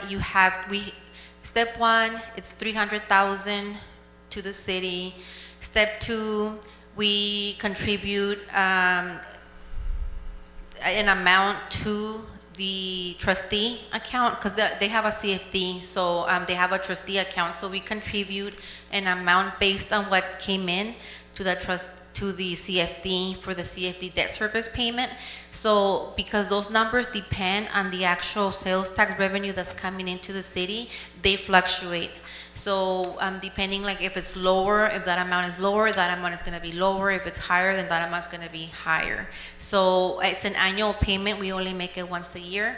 When we made the payment this fiscal year, it actually, because the sales tax receipts were higher, our payment was higher than what we had budgeted. So we're just adjusting that amount to what was actually paid out. Thank you. Well, thank you. Ms. Chaparro, the first one is general fund expenditures, and it's police and fire. Police is at 76% and fire is at 78%. My only question here is, are we going to be able to meet the needs of our citizens as far as response and so forth with this percentage before the year is over? Well, this is what was, this is only what they're expend as of the the end of the 9th month. The year's not over, though. The year is not over. So this is, if this is what we budgeted, it should be enough to be able to provide the service. Of course, there's always more need for personnel and more need for services, but based on our budget, this is what we can afford, and it was what was budgeted. But this is, right now it should be at 75% more or less, because this is at the end of that third quarter.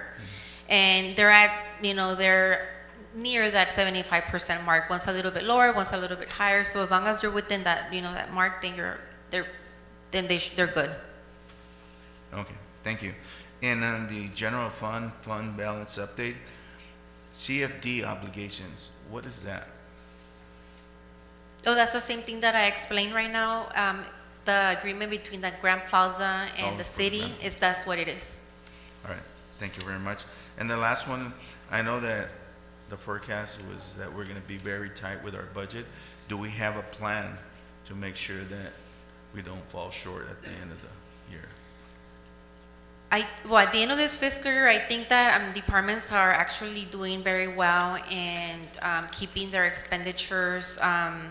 They're being responsible. They're staying within their budget, and I think as long as they do that, we'll Because what's happening now is even though we see a decrease in some revenue sources, we're seeing an increase in other revenue sources. So as long as all departments stay within their budget, we should be able to finish off the year and at least not in the red numbers. Maybe not in the very positive numbers, but not in the red numbers.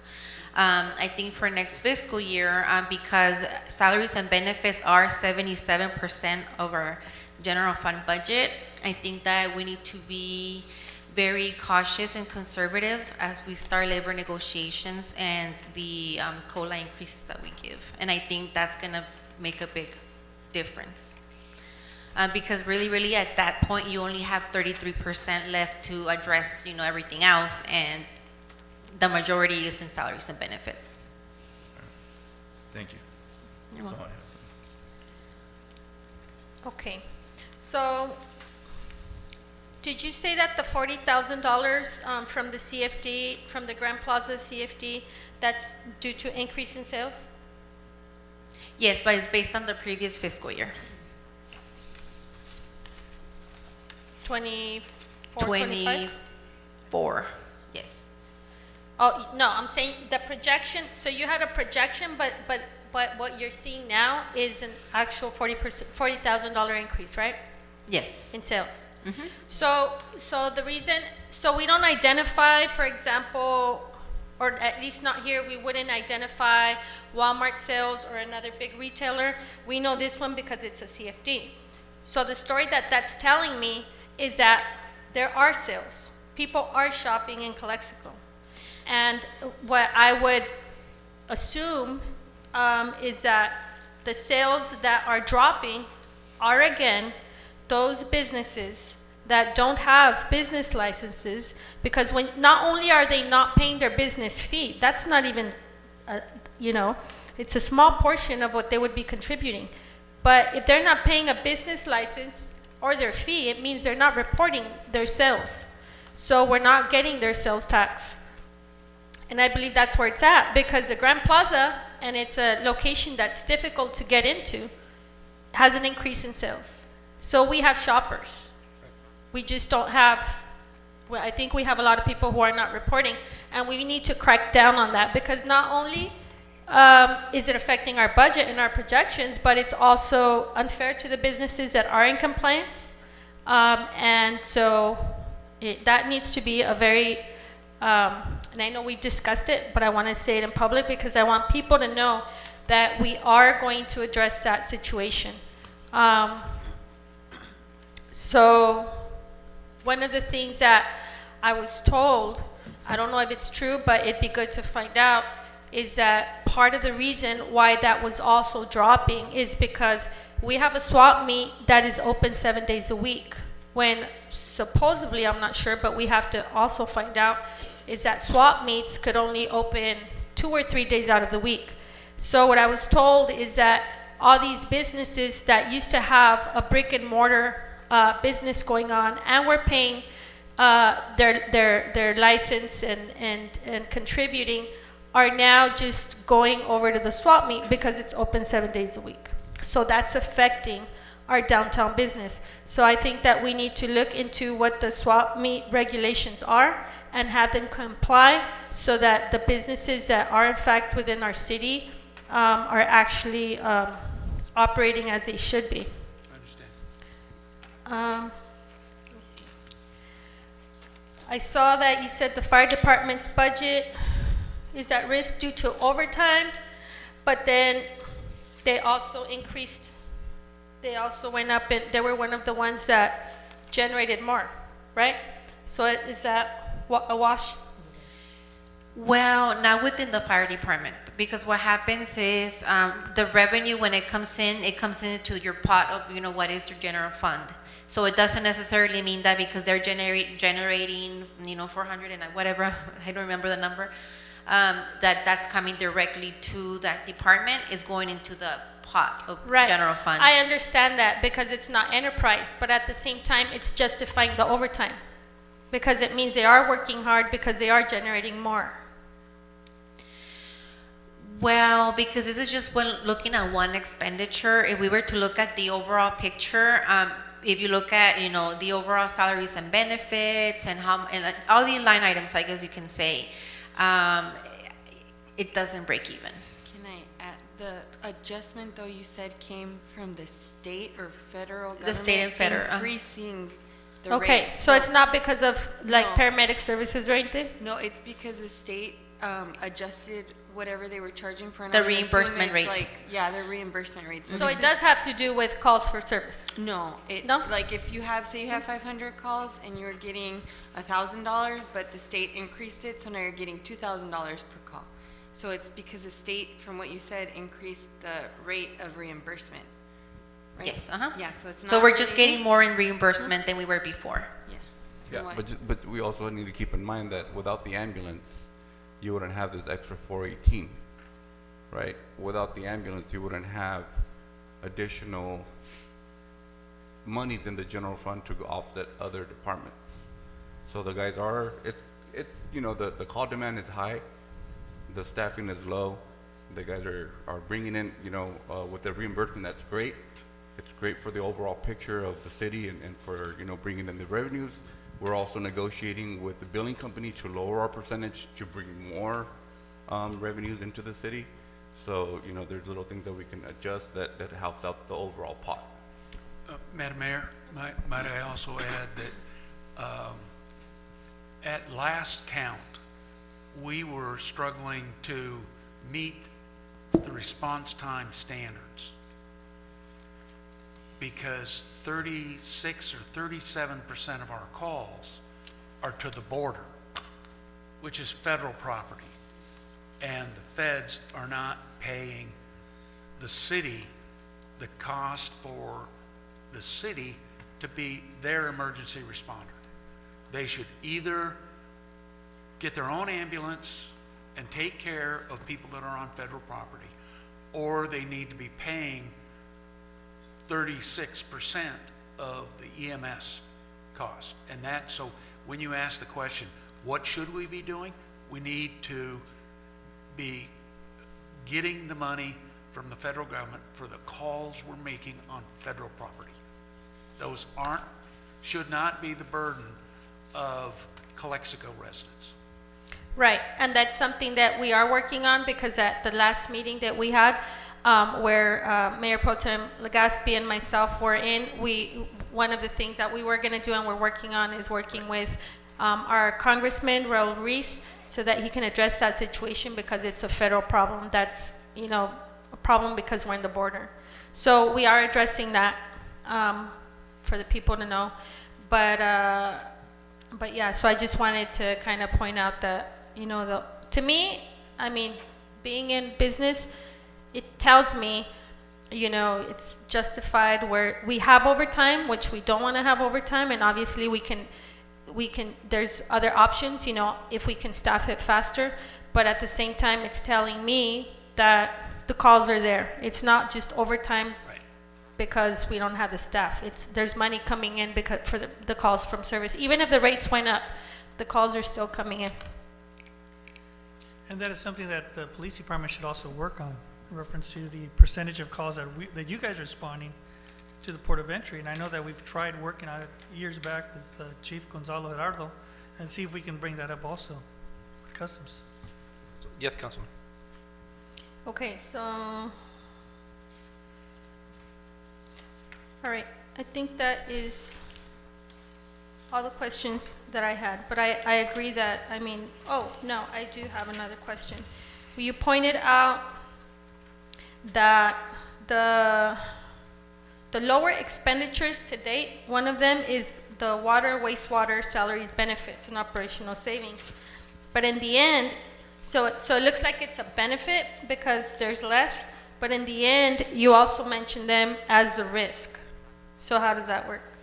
So the risk is because if they were to spend the full amount that was budgeted for them, which is not going to happen because they do have salary savings, and I think that's going to be the saving grace for that fund, at least for this fiscal year.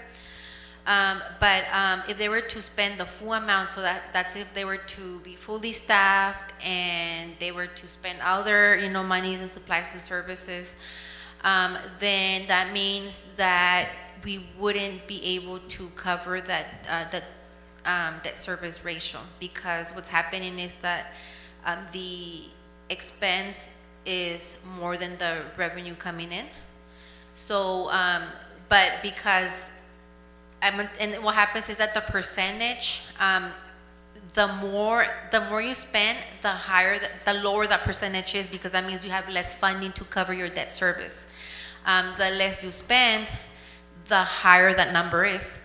So what's happening right now is that because they do have salary savings, and if they continue to have those salary savings till the end of the fiscal year, you know, that percentage, instead of being in the 90s, which is what was based on the current water and wastewater rates, that's what the debt service would be, and it should be 125. But instead of being in the 90s, it might be a little bit higher, maybe not the 125, but it might be, you know, 100, 110, if those cost savings continue to the end of the fiscal year. Okay, so let's make sure they continue. Those cost savings continue to the end of the fiscal year. And then we won't have that risk. Yes. So keep an eye out. All right. Do I have a motion to approve item number 12? I'll make the motion. Do I have a second? Second. Roll call? Mayor Noricumbo, Yes? Mayor Pro Tem Legaspi, Yes. Councilmember Thailenda, Yes. Councilmember Marquez, Yes. Councilmember Calderon, Yes. motion passes. Okay, item number 13, authorize the chief of police to select the responsible quote and to proceed with the purchase of one fully equipped marked Ford F-150 police patrol vehicle and the outfitting for the unit. Were you gonna say something? Good evening, Madam Mayor, City Councilmen, Councilwomen. I come before you today to ask for permission to purchase an F-150. A little history on what this vehicle is going to be used for. Currently, our sergeant's vehicle is a 2015 Chevy Tahoe. It's reached 10 years. We're starting to have issues with transmission and maintenance, things like that. That's going to make it unreliable, number one, and the cost of keeping it is going to be overmatched by what it's worth. So currently we have the COPS grant, which next City Council meeting I'm going to bring to you to get some more money from it. It's a grant that's provided through the county. It's to buy equipment, to buy also but also pay for training, things like that. So this request is coming out of the COPS grant. It's not coming out of general fund, and it's going to be used to provide the supervisors with a vehicle that they can use to continue their work, be able to transport shopping carts, move things, because currently the only truck we have right now is for the DUI grant, which can only be used for that purpose only. It can't be used for patrol. So this would help the patrol team do extra stuff which they couldn't do in a regular Tahoe or Ford Explorer because of the trunk space. Currently, I'm asking for a total of $77,889.43 to cover for the purchase of the vehicle and the outfitting. I don't know if you guys remember last year we did the DUI truck. That was purchased at $64,000, so we got a better deal on this truck. And even though inflation and everything happened, we're purchasing and outfitting this truck for cheaper. Do we have any questions?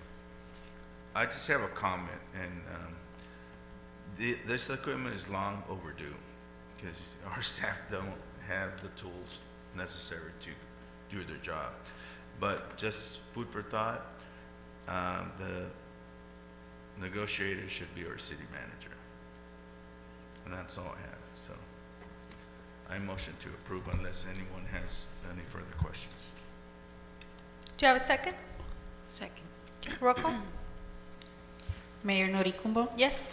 Mayor Pro Tem Legaspi, Yes. Councilmember Thailenda, Yes. Councilmember Marquez, Yes. Councilmember Calderon, Yes. motion passes. Item number 14, authorize the chief of police to select the responsible quote and to proceed with the purchase of two fully equipped marked traffic control vehicles and the outfitting for both vehicles for the Calexico Police Department. Again, Madam Mayor, this is fleet servicing. Currently, our pickup trucks and our minivan that we use for traffic control. Our caravan's a 2019, and the truck is the same age. Currently, our traffic controllers are using outdated Dodge Chargers that are basically surplus from patrol. Obviously, the Dodge Charger has a bigger engine, wastes more gas. The maintenance is a lot higher on those vehicles. Currently, we're requesting to use the local capital funds monies to purchase 2 Ford Mavericks. These are hybrid vehicles, so they're gas electric. So they're what a lot of the agencies are using for traffic enforcement and code enforcement because of the slower speeds that they run on the electric, and they're not using their gas motor. It's also a smaller motor too. So we're going to see salary savings. We're going to see savings on fuel. Plus, obviously, it's a newer vehicle, so that way the maintenance is going to go down. Another issue we're going to deal with is the outfitting. I recommended they put a light boom sticking out a little bit further on the vehicle, so that way when they're patrolling in the downtown area, we're going to avoid accidents where vehicles are backing out and not paying attention. They're going to see the light first instead of the vehicle. So that's what I'm requesting today, is using the local capital funds money that's already been budgeted for this year, and an additional $1,025 from the CUPS grant to finish off the outfitting. I motion to approve. Anybody else have any comments before that? No? No. Do we have a second? Second. Roll call? Mayor Noricumbo, Yes? Mayor Pro Tem Legaspi, Yes. Councilmember Thalinda, Yes. Councilmember Marquez, Yes. Councilmember Calderon. Yes. Motion passes. Item number 15, authorize the chief of police to select the responsible quote and to proceed with the purchase of 2 fully equipped marked police patrol vehicles and the outfitting for both units for the Calexico Police Department. Yes, Madam Mayor. Again, this is a prior approved item where we're going to be purchasing 2 vehicles for patrol. It's a vehicle maintenance service where instead of coming to you once every 4 years to buy 8 vehicles and creating a large expenditure for those 8 vehicles, we're going to do it in small phases. We're going to do 2 patrol vehicles a year, so that way we can start phasing out the older vehicles and constantly have a new set of vehicles coming in. And so this way it spreads out the purchase over 5 years instead of all at once. So what I'm coming here to requesting is out of our ARPA, leftover ARPA money, $99,962, and then $59,382.10 out of the Measure H funds to cover the expenses of $159,344.10 to purchase and outfit the vehicles for patrol. And obviously, if we approve it now, these vehicles have to be purchased, outfitted, and we're looking at having them probably in December, January. That's what it usually takes. So we're planning ahead for next fiscal year. I had a question. Yes. So these vehicles, well, one's for traffic control, the other one is for police patrol, the other one's a truck. Are they increasing our fleet? I think you said you're not completely retiring the other vehicles, right? You're still going to use some of them? So correct. So the Dodge Chargers, a lot of them are from 2012. So, and those are the ones that we're using for traffic control. Our SRO is driving, and also a 2012. And then we have a reserve Charger that's also about 2015. So these vehicles that we have on reserve are over 10 years old. So the goal is to start moving the newer vehicles that we have in the fleet to specialized assignments like the SRO, eventually the traffic unit, things like that.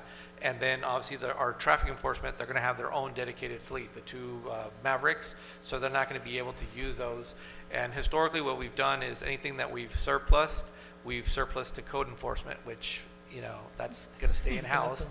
So we're basically keeping the cars that are not going to get used up too much in-house. But the goal is to always, my always saying is patrols first, because that is what we are getting paid to take care of for the public, is make sure that they're showing up to calls, calls on time with the equipment they need. So last year we purchased 2 vehicles, but 1 vehicle was designated for patrol. The second vehicle was purchased out of Stone Garden grant, so that one can only be used for overtime purposes on Stone Garden. So that's why this year I went 3 to make up for the one we didn't buy last year. So Chief, we're going to discontinue with the chargers, I hope? Yes, we are. Eventually, because we've always had issues with chargers. Yes. They're low, they bottom out. You can't chase anybody with those things.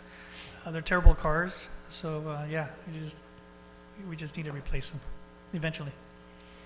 Okay, any further questions or comments? Motion to approve. Okay, second? Roll call. Second it. Second was by Mayor Pro Tem Legaspi.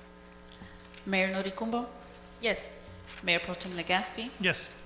Councilmember Thalinda, Yes. Councilmember Marquez. Yes. Councilmember Calderon.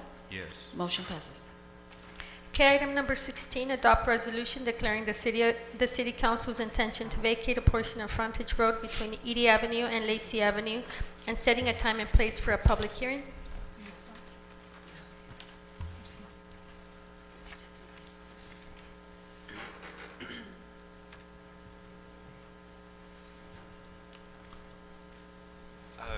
Good evening, Honorable Mayor, members of council.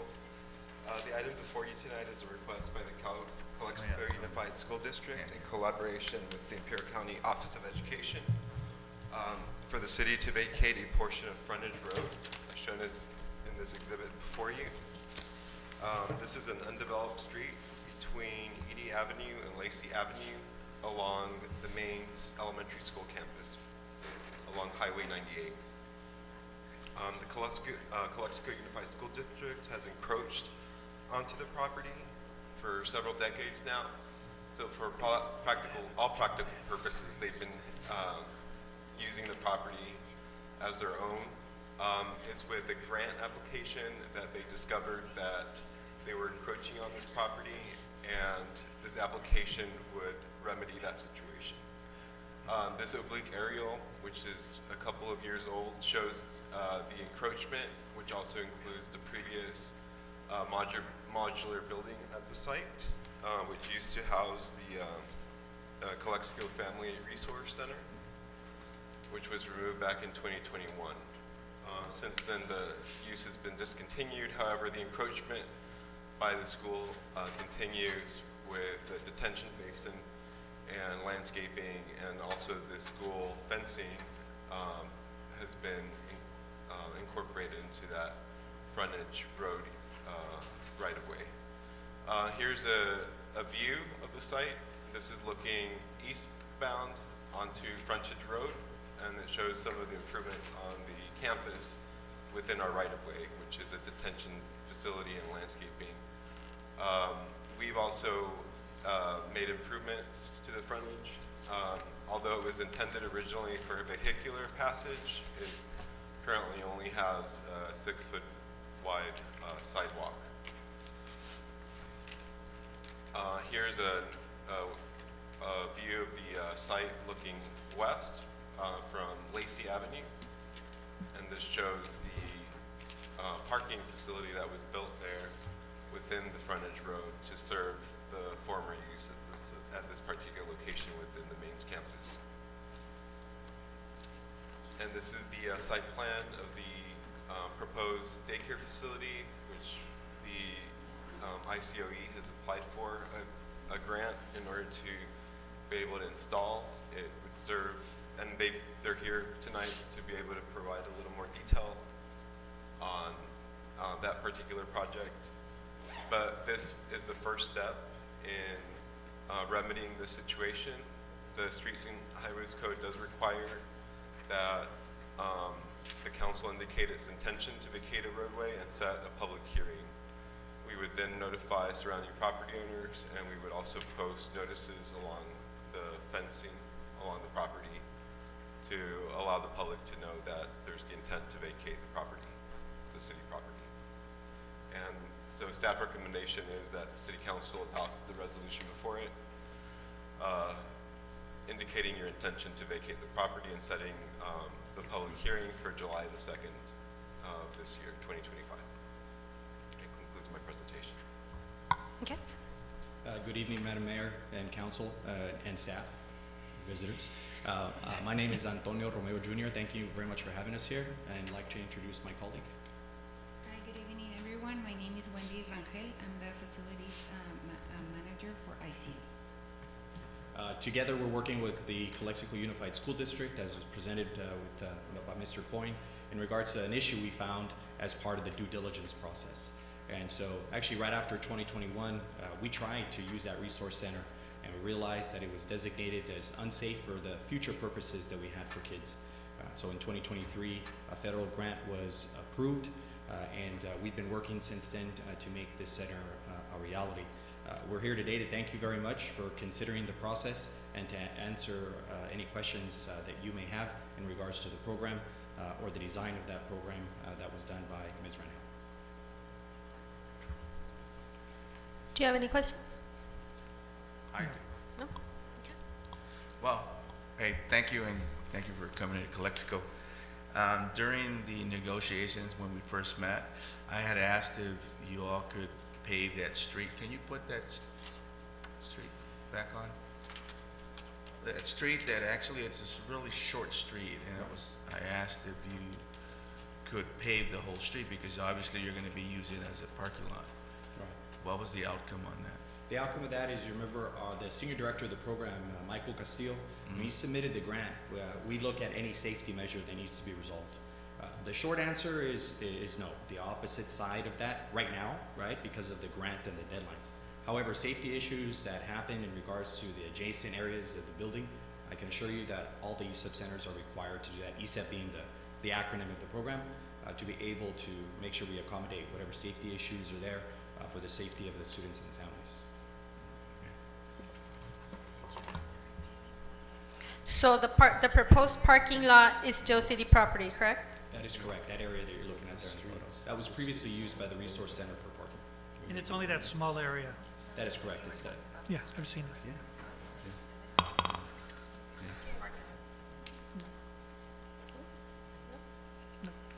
Okay.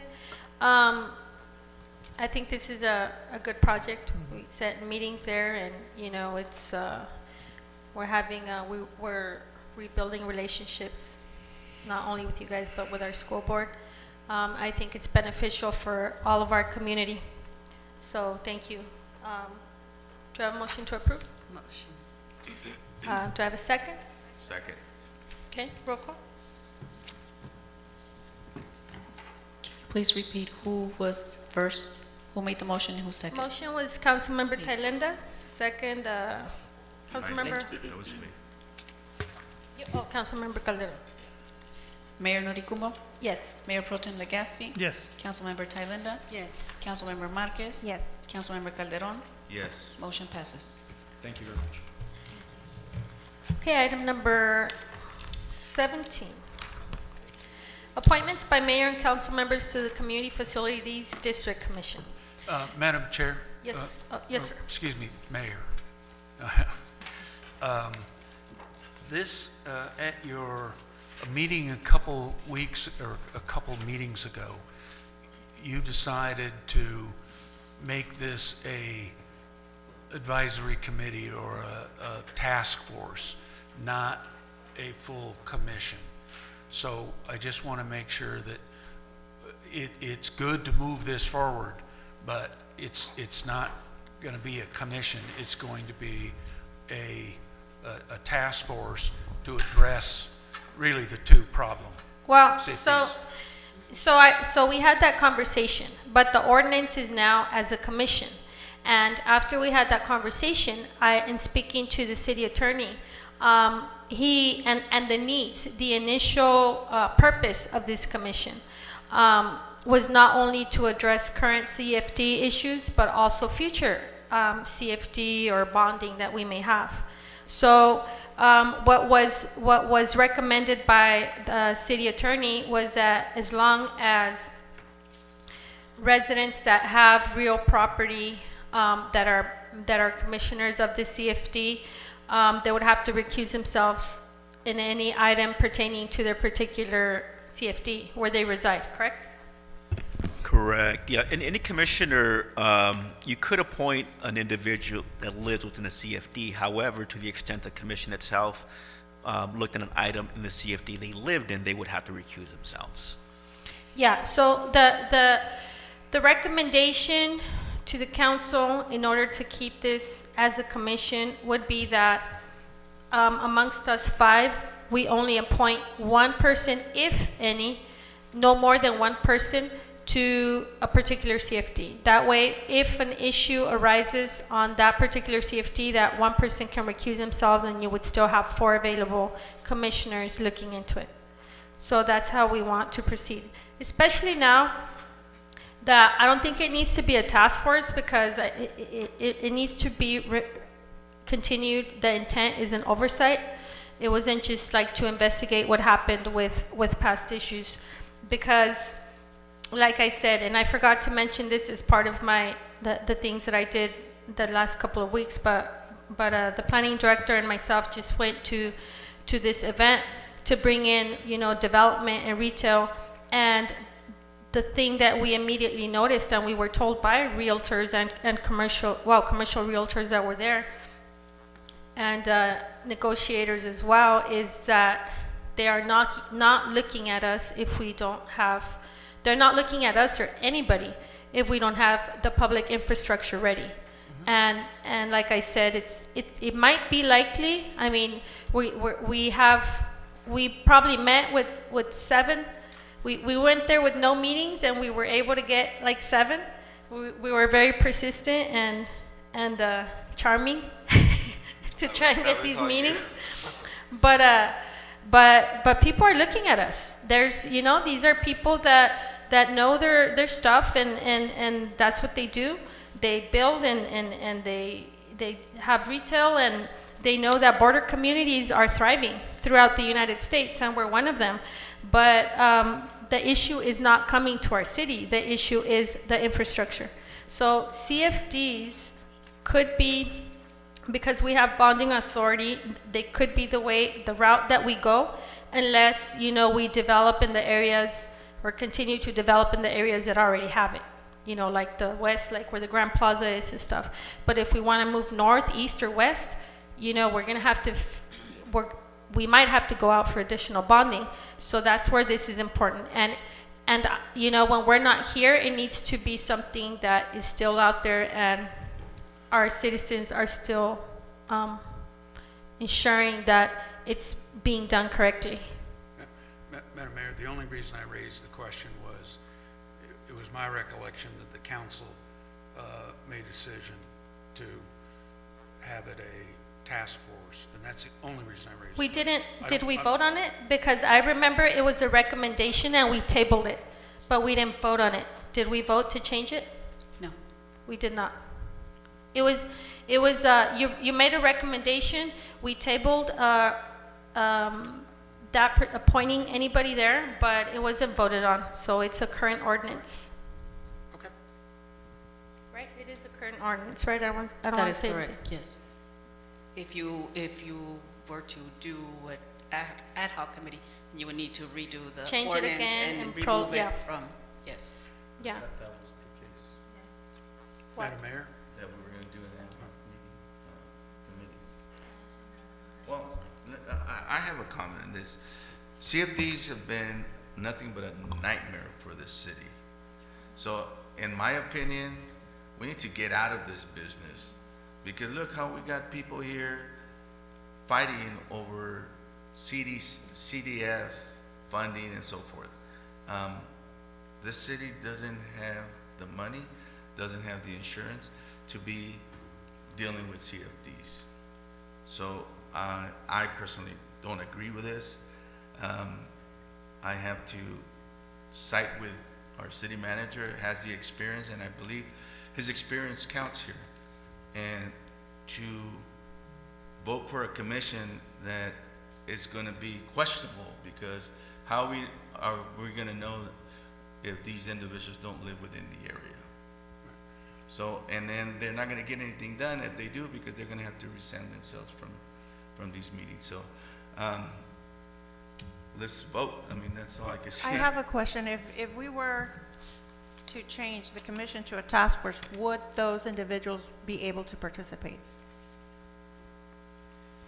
If it's more of a task force, not as an advisory body, then yes. But to extent it's an advisory body advising, then that's where they would have a conflict. But if it's Because- more of a group meeting together, getting some ideas, like you would meet with any community group, generally, like say even what was talked about today, that they wouldn't. But if it's an advisory body to the city council, that's when you would have. 'Cause at that point, they're advising city council on recommendations, and if they live within a CFD that they're making recommendations on, that's when you start getting the conflict. But if a task force is just to meeting with the community, I mean, I think that would be okay without having a conflict with those Only members on that because I task want to force. make sure that the citizens that do live Yeah. within the CFDs do have a voice and they don't have to be silenced, because I feel, if anything, it really affects them. And we should be listening to them. Madam Mayor, Well, they do, go ahead. they do have a voice, they just wouldn't vote. So they do contribute and they do participate, they just don't vote. Now, the same argument could be made with, Mayor Pro Tem Legaspi and myself. He lives in one CFD, I live in another CFD. So that shouldn't exclude us from being able to run for office just because we live in those CFDs. Yeah, we'll recuse ourselves, when something, or at the recommendation of the council, but that's what I'm saying. It shouldn't be, the recommendation to limit it is so that the quorum continues. But the thing about staying away from CFDs, unless, miraculously we start selling, when we start bringing in sales tax and money starts pouring down from heaven, we're never going to grow. This is what's being used. That's the purpose of the Melrose Act. And CFDs are not a problem. Bonding is not a problem. It's the inappropriate administration of the ones that we've had in the city that is a problem. And that's the purpose of this commission, is to make sure that when we're no longer here, or even while we're here, that none of this money goes anywhere where it's not supposed to, like it has in the past. And that's the reason why I believe it should be an official CFD, at least until we decide we don't want to grow anymore. But if we don't have any intentions of growing, then yeah, we won't look for any bonds anymore in the future. But everybody else is growing, and we're just gonna get lost in space and not do anything. That's pretty much the only place we have. We were just talking about the budget, and we're saying that we have to be very close, and then next year we're gonna do the same thing. So at what time do we look for opportunities to grow if we're not gonna go out for bonds? Because past council members and past administrations didn't do the things as they were supposed to. We want to do them right. So why are we going to limit ourselves now because of what past people did? I do want to add to it, and I'll go off of yours. There is other mechanisms for insurance, not bonds. So CFDs is just a mechanism. There's deeds of trust and all kinds of things we can do. It doesn't have to be a CFD. But anyway, that's technical. I don't see a problem. And excuse me for some of the things that I might say. I don't see a problem in moving forward with appointing commissioners, even for those that live within the CFDs, because technically you have a sphere of influence, and for every council member it's 500 feet. So I don't live in a CFD, but I live close to a CFD, and my sphere of influence would be close to where the CFD encompasses. So each and every one of us, it can be a risk, but everything's a risk. So I actually don't have a problem. I feel very comfortable. Just like we have items here, like the budget, the CFDs, where certain council members, either we recuse ourselves or not, it's up to our discretion. And everything goes through a process. Am I in favor of bringing more CFDs in the future? No, because 2 out of 3 of our CFDs are failed. So I would just keep what we have, and then any developers who want to come in, as I mentioned, CFDs are not the only mechanism. I've seen it, I've worked with it. There's a whole bunch of options for the developers to do. It's not just CFDs. Like I said, deeds of trust are very popular and in lieu of. So I'm not too worried about that. I do take the position where I would be very hesitant to approve more CFDs because of the history of CFDs in Calexico. So I don't have a problem with you appointing someone, you appointing someone, you appointing someone, because I actually think that if I don't know where you live, but I know where you live, I know where you live, I know where you live, I know where I live, we all fall into the sphere of influence. And anything we do up here can be questioned, right? Obviously. So this commission, I don't really think it matters what we call it or not, because it can be challenged whether it's a task force or a commission.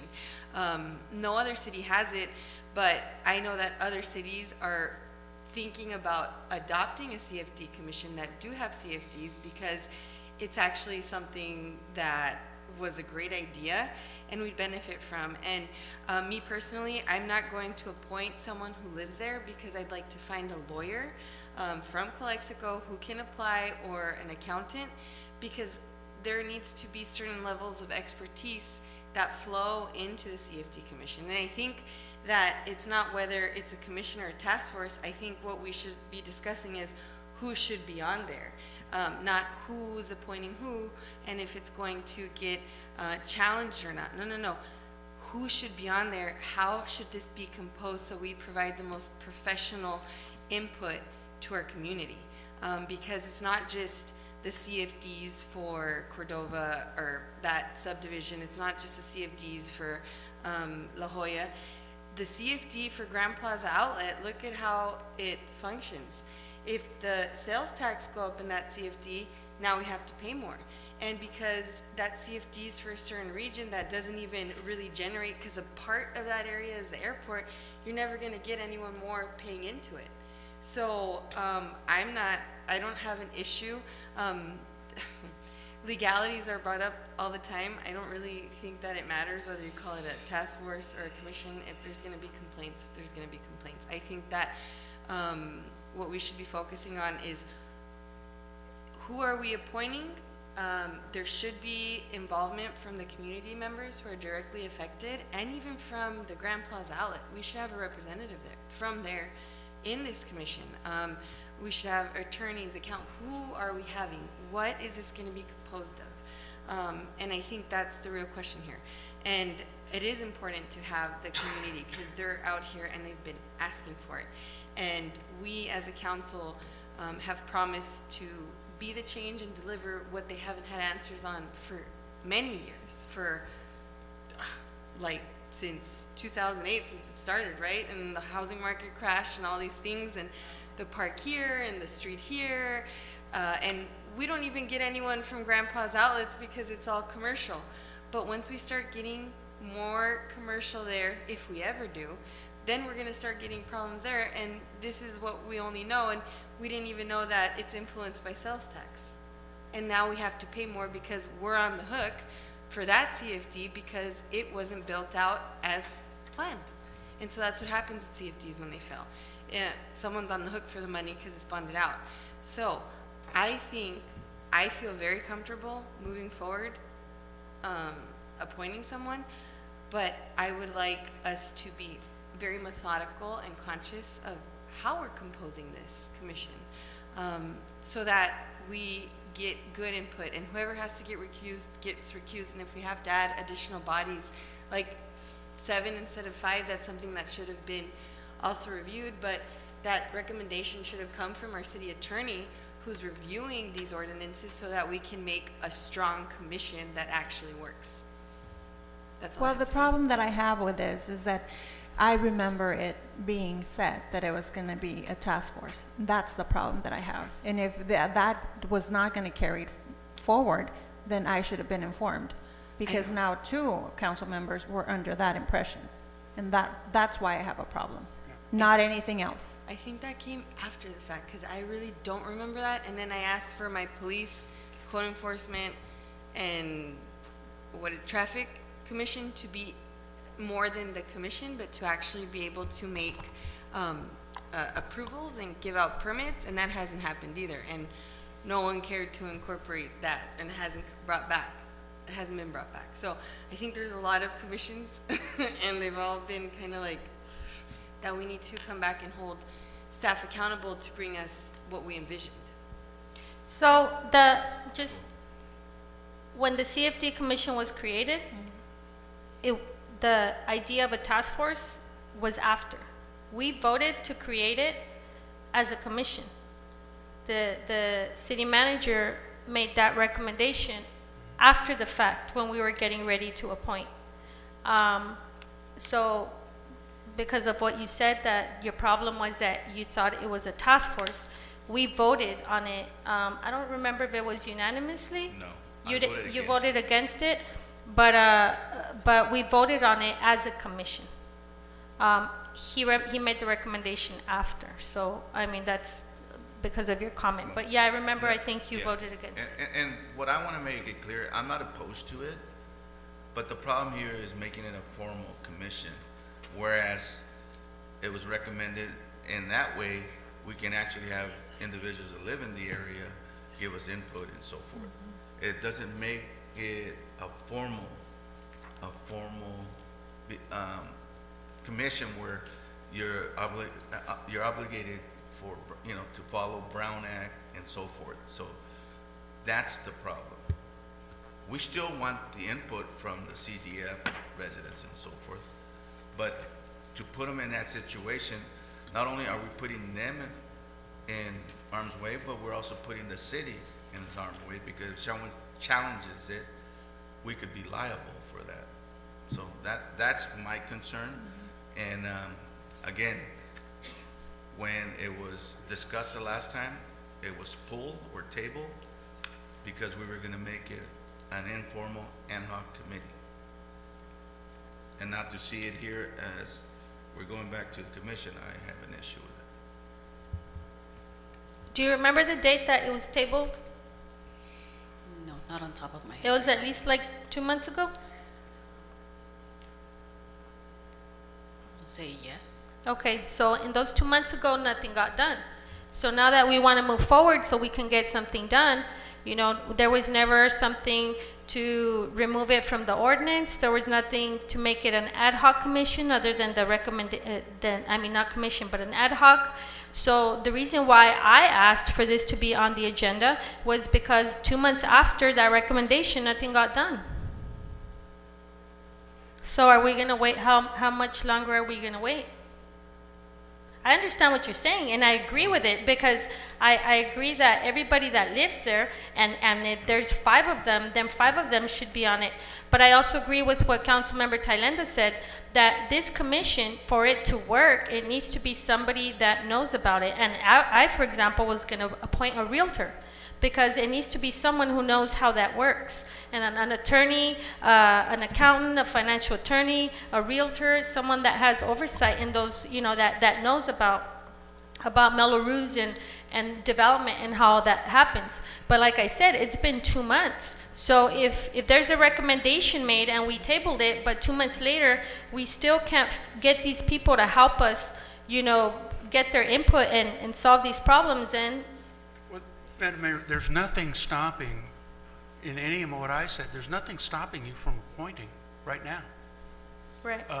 The reason I raised the issue is the formality, the Brown Act requirements that a board or commission has, that a task force doesn't. And I think it creates an environment, because if you have a conflict and you're on a board, you're going to have a conflict if you're on a task force. But that shouldn't,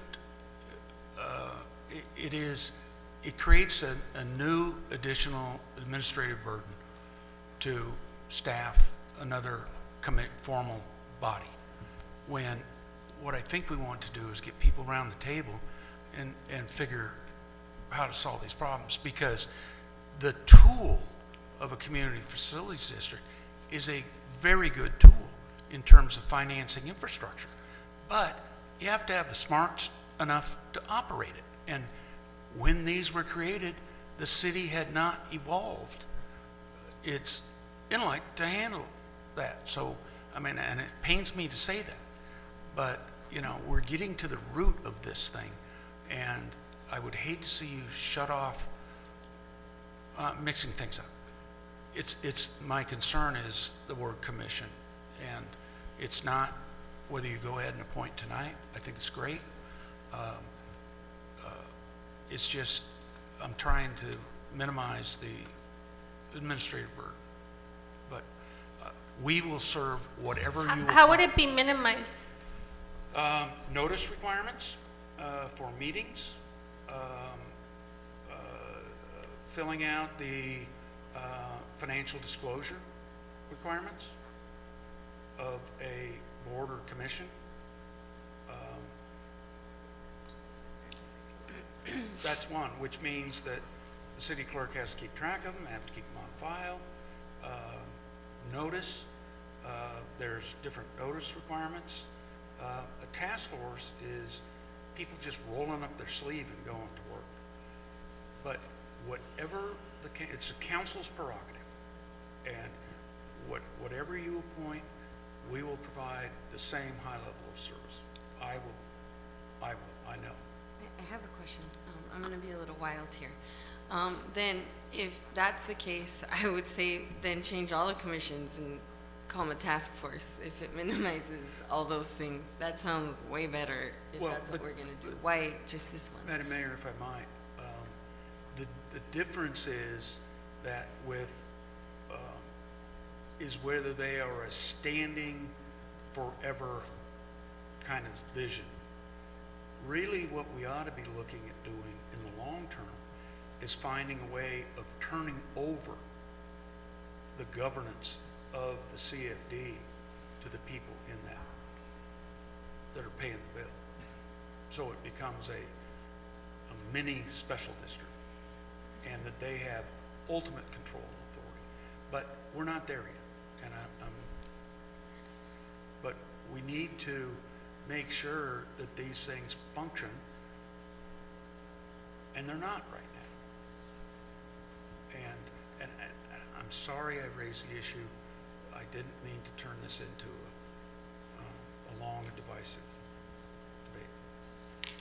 No, I understand your concern. I just think that, if we don't get these people to start working, then it's just, we have to modify the ordinance again. Am I correct? No, you could appoint a task force today on let's call it the Christmas parade. You don't need an ordinance to appoint a task force. Well, then you should have told us that 2 months ago, and we would have already appointed someone.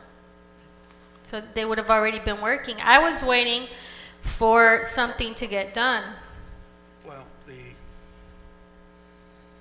that's one thing I did do, is figure it out a little bit better.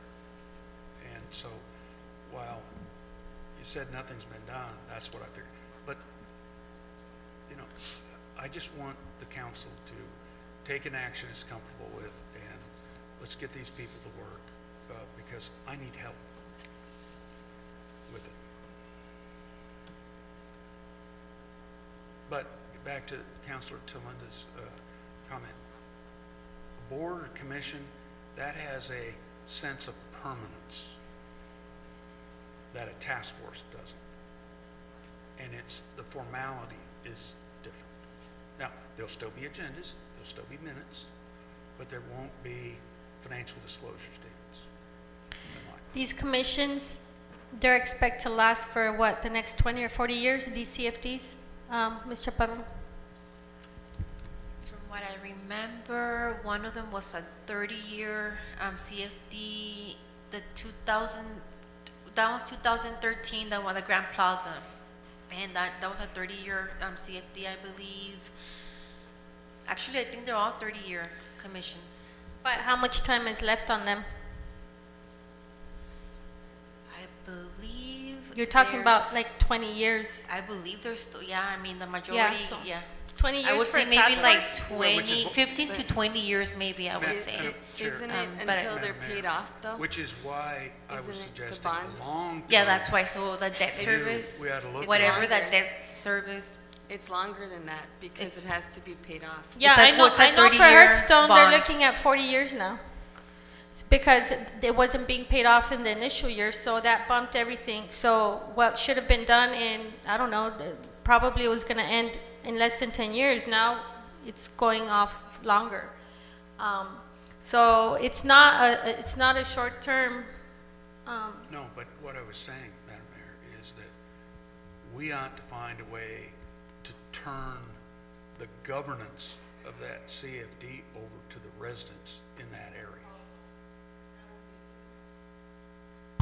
That would be a big mess in my point of view, because now you're talking about another election.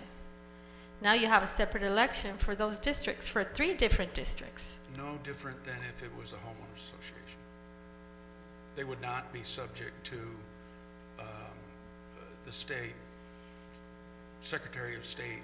So who would be liable for if they defaulted? Then it would take away from the city's authority to bond. Well, they can't be given to them until we finish with the bond. Madam Mayor, let me make this easy. I withdraw all my comments. Yeah, I mean, because I need help and I need the council to appoint some group that can sit around the table with me and help me figure this out. So. Okay, so going back to this, what's on the table is the appointment of the commission, the Community Facilities District Commission. That has already been approved. It's already on the ordinance. I'm going to appoint for the council members. Yes. Let me interrupt real quick. We received 2 additional applications after the agenda was already posted, which I'd like to include. The first one is Melissa Magallanes Sigala, and then the second one is Ana Aurora Aparicio. And I provided copies to you. Okay, yes. So the fact of the matter is, whether we make it a task force or we leave it a commission, that can be, you can bring it back up to the table and we can vote on it. Currently, it is a commission. I would like to start getting them to get them to work. So I am going to I'm going to appoint, but I'm going to wait my turn. So Mayor Pro Tem Legaspi, do you have anyone to appoint? No, Madam Mayor, I don't. Okay, Councilmember Thailenda? I do want to state for the record, I don't have a preference if it's a commission or a task force, but at this time I don't have anyone I'm going to appoint. Like I said, I would like this to be brought back so we could talk about the composition like later, I don't know, because I think that we need to brainstorm on it. I'm going to be looking for an accountant and or a lawyer locally who would serve on there. I think that would be beneficial. Okay. Councilmember Marquez? No, I don't have anyone. Okay. Councilmember Calderon? I don't have anyone. Okay, I will be appointing Jose Hinojosa.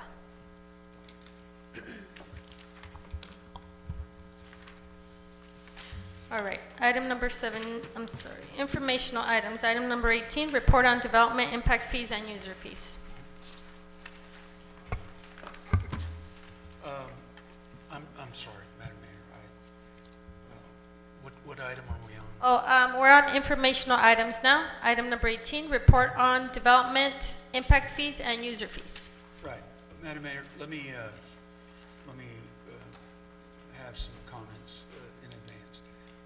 This was an item that the council, a councilor. Mr. Daniels, can you speak to the mic? Oh, I'm sorry. Thank you. That a couple councilors asked be put on the agenda. This is part of the report, and that is, this is the first draft of an attempt to identify our fees and then identify the fees charged by other jurisdictions in the area.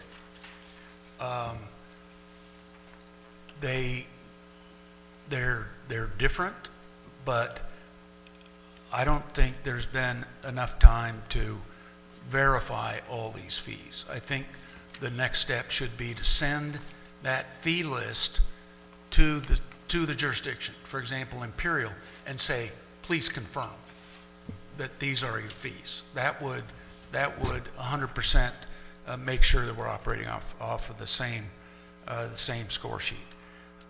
But eventually this is going to lead to the need to do a fee study.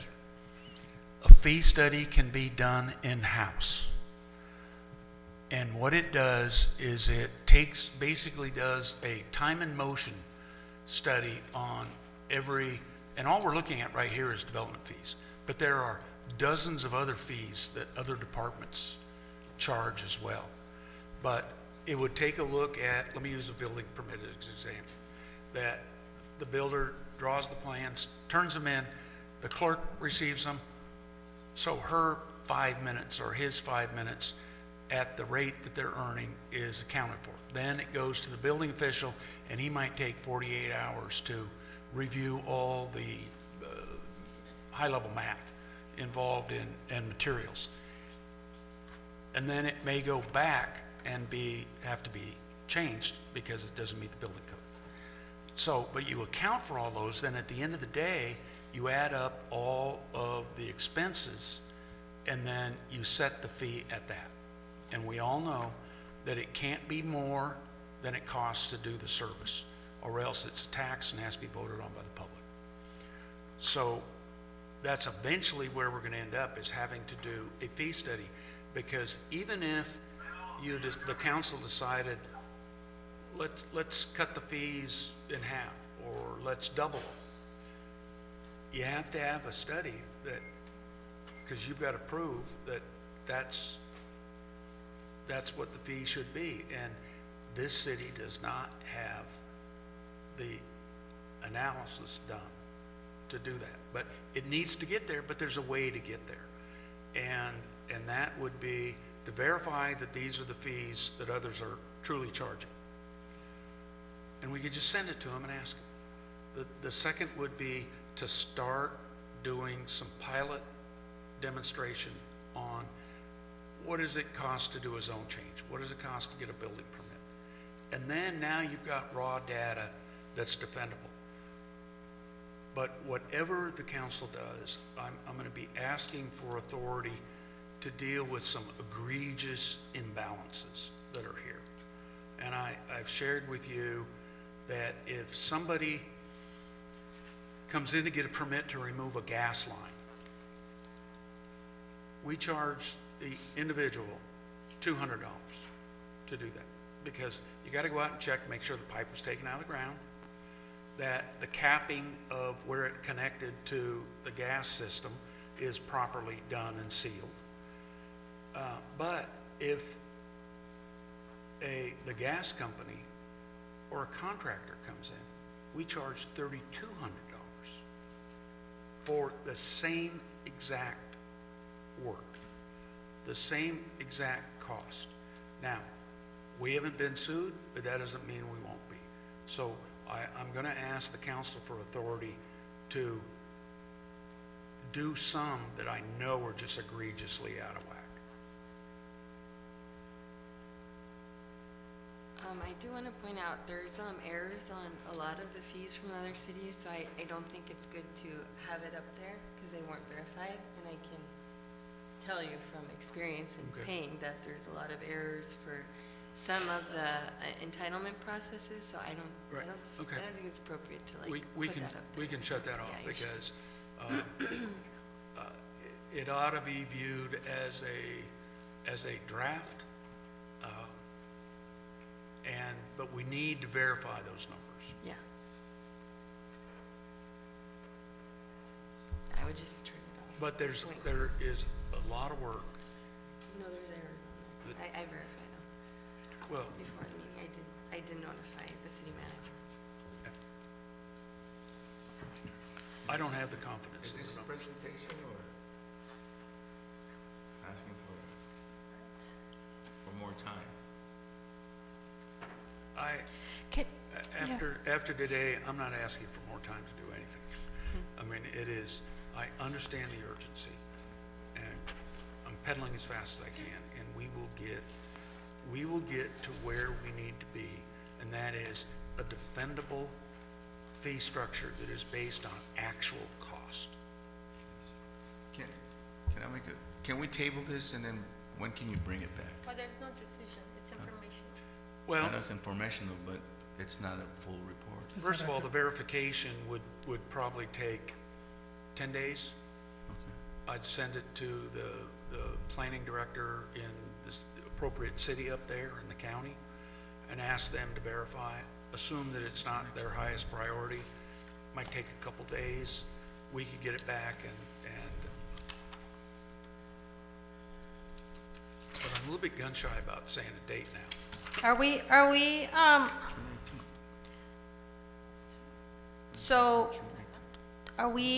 we progressed? Could you say we're 50%? You know, because I know this request was made many months ago as well. Right. And we were under the assumption that it was being worked on. So has there been any work done to it? Maybe, Mr. Coyne? Yeah, so the fee schedules that are provided, we reached out to cities. Some cities we had issues getting the fees from. A lot of cities have them posted, so these were the fees that were posted on their websites. Some of the fees include deposits. So some of the like for example, the city of Imperial, a lot of their fees, so the user fees that are shown are combined city fees and also developer deposit fee.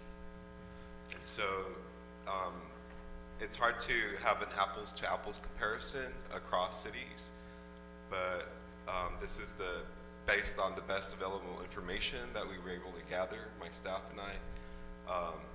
These were the representative fees based on either reaching out directly to the city planning departments or looking up their fee schedules. Either, for example, the County of Imperial has them posted as part of their ordinances, and certain cities also have them posted on their websites.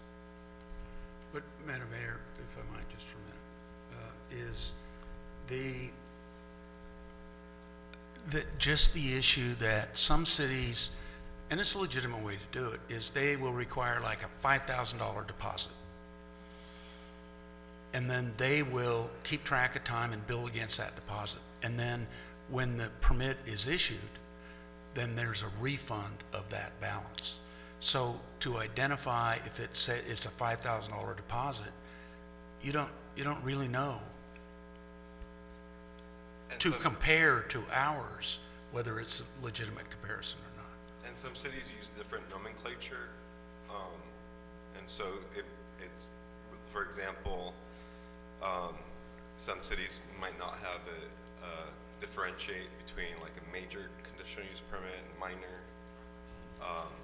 and so it's also trying to match different nomenclatures based on the process and the type of permit. But we so could, that was also a challenge. We could send that list to the city and have them verified. Then now we're getting into the greater likelihood of having an apples to apples, because that's really what I think you want, is to know, are we not competitive from a fee standpoint? Well, we know we're not competitive. We already know that. So we don't have. I think there are some, well, because I don't believe the fees we've got. I don't think that they've been properly established. I'm going to interrupt. I did ask for a workshop and before this happened, so we could get feedback from the community, from developers, and from the council, what our vision was. I was, although we've given direction up here, I don't think that we were ever contacted further to kind of see what else we wanted to see, or even the workshop wasn't done. And it's very important to have input not only from the council, so that we don't get into like this situation where we're like, well, this and that and this. No. The workshop with community members, people who are paying the permits, people who are paying school fees, they come here and they give us their feedback, and developers, investors. So I think that a workshop should have been the first step, let alone the comparison comes after you get the input from the community, if they think our fees are high or not, or what difficulties they're experiencing in obtaining a permit. That's very relevant to our budget as well, and whether we're meeting projections or not. That's a huge factor. But I think moving forward, do you want to give any direction? Like, we should have a workshop, give a date. That's the expectation, because I know I've been waiting months. I've been asking since last summer. And then when we all got elected and sworn in, we started asking again since January, business licenses, all of us. And those are fees that we want reviewed, and we want to know how and what our ordinance says, because our ordinance is a little different from other cities for business licenses, for building permits, for impact fees, etc. So I think that further direction, I guess, when we get there is needed. I just want to make a comment. and this is a true thing here. Everything that our staff look at is a problem. Anything they look at, it's a problem, because people were not doing their job before. I know that Mr. Coyne is working on 2 or 3 investors to bring good real retail stores to our city. It takes a lot of time from their work day. I know Mr. Daniels here, I mean, everything I ask is like, oh, we got a problem, Lorenzo. So it's a lot of work. But most important, we don't have an engineer. We don't have these critical positions that we need to even put forward these developments. We don't have anybody. We don't have a city manager. We don't have HR. I mean, I can go on. We don't have a fire chief. Well, we do an interim. But these are positions, vital positions that we need to fill before we can get this city started. And I know it's important, but I'm going to tell you, the school district did the same thing, and it took us a year to get it done. A full report as to why we wanted to charge what we wanted to charge. We can't just take numbers and assume that we're charging the correct numbers. It's a very critical and a lot of work detail that this report requires, because we want to make sure that we are competitive when we have that report at the end. Not having the positions, so we haven't had those positions filled I for understand quite that, a while. but- And no, but I will make the argument that having competitive fees is much more important than actually having a position filled, because we have contracts with consulting companies who do the third-party engineering reviews. Everything gets done, projects get done. If you're not competitive, that's why there's no building here in Calexico, because they have fees from the city, and they had fees from the school for all these years that were impacting development. And until just this past summer did they bring the fees down. But that's an impact. And there's newspaper articles, and you can go talk to Tori Leslie, the Victoria Homes. They don't come build over here because it's too expensive to build. Not only, let alone the school fees, but the city fees. So it's very important because there's people who have been doing the work, consultants, and I mean, we have consultants for everything. Would it be nice to fill those positions? Yes, but it's very important. And I would argue every time it's more important that you have competitive fees so they want to come here, because they can be coming here. And commercial comes here because we have the population, but residential comes here. Yeah, That's why we and don't I- have housing development.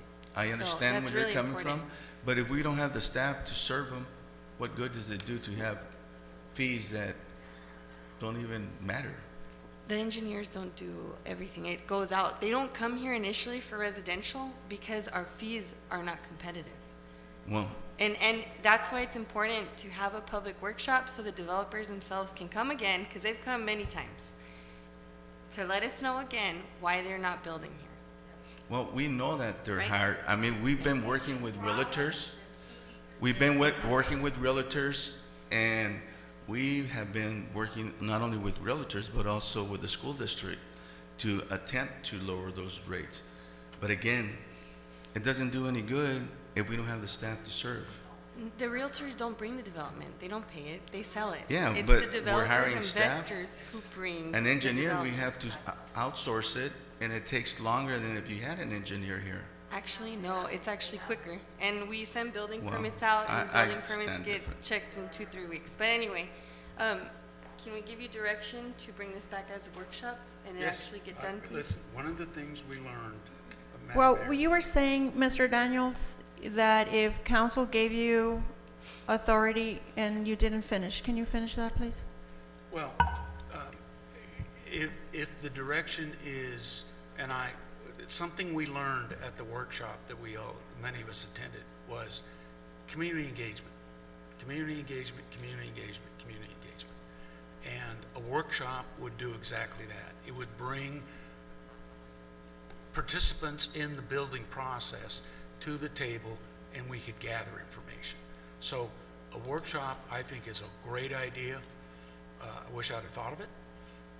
But it also, I'm asking for authority to change the ones that I know are so far off that we're lucky we don't have a lawsuit.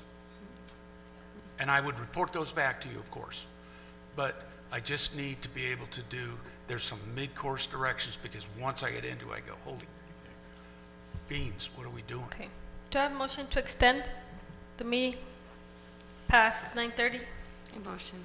Second? A second. Roll call? Mayor Noricumbo? Yes. Mayor Pro Tem Legaspi? Yes. Councilmember Thailenda? Yes. Councilmember Marquez? Yes. Councilmember Calderon? Yes. Motion passes. Okay, let me touch up on this workshop situation, and I'm just gonna, nobody take this personal, but I have to say this now. I think that we've been more than patient. This fee was brought up since January. We're already going into June. And every time that we asked about it, practically in every council meeting, Councilmember Thailenda kept asking, where are we at with the fees? Oh, we'll have something in 2 weeks. And then the next one, same question, same answer, same question, same answer. So now it looks like we're going to another workshop. So we've got a workshop pending for parking meters. We have a workshop pending for Cordova Park. We have a workshop pending for Republic Services. And then I guess we're gonna have a workshop pending for these fees.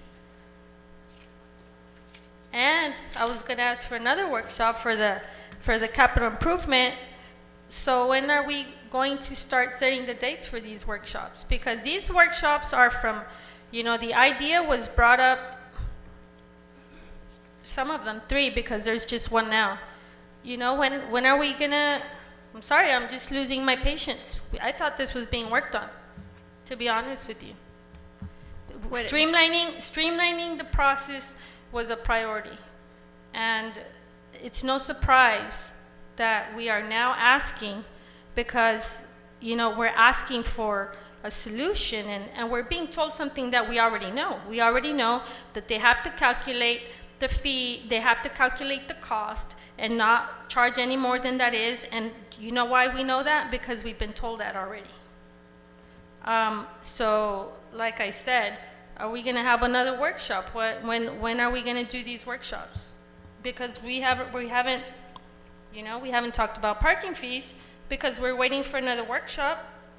We haven't increased the trash to be in compliance with our agreement because of the workshop. So I just hear workshops.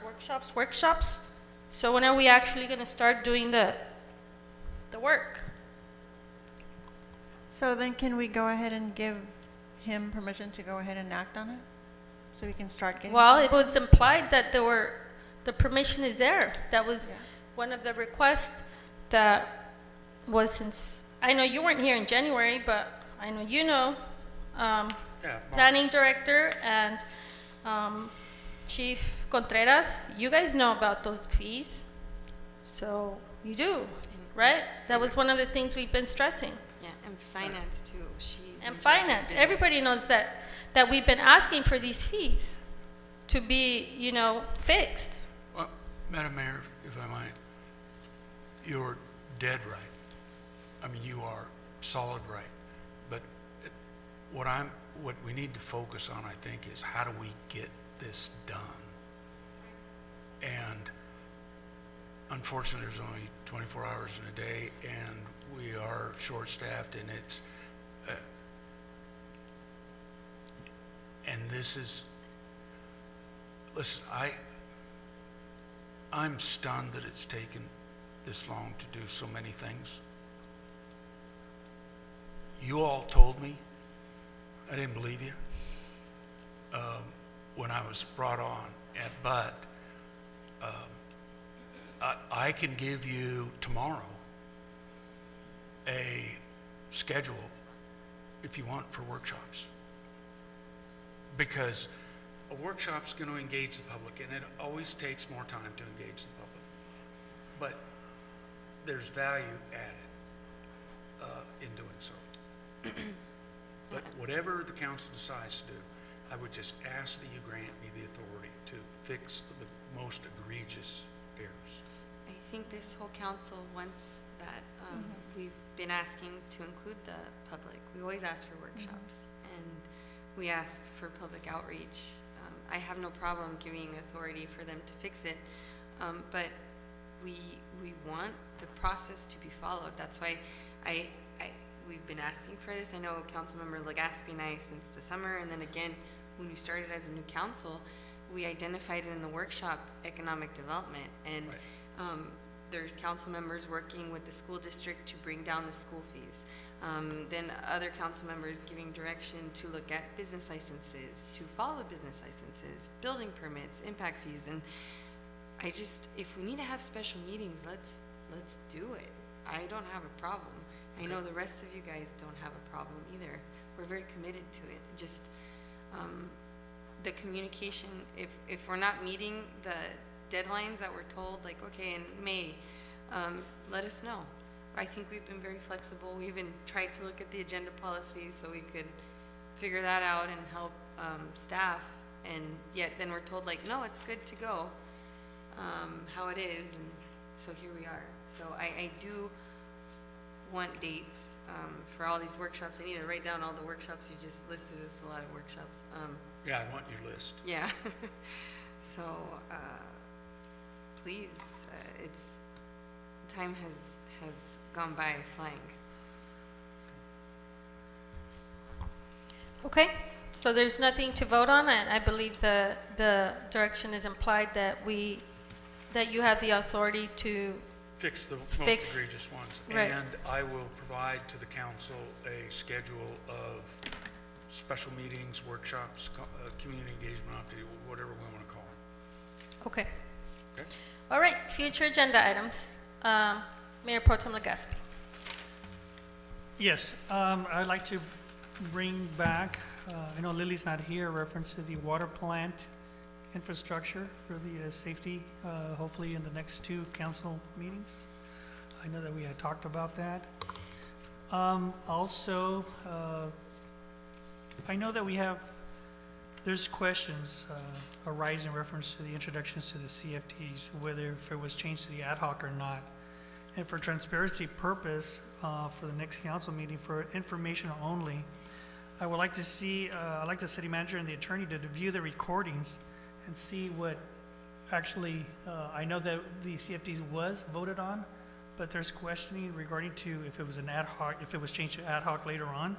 So I would like an informational settings for the next council meeting regarding the view of the recordings. And that's all I have.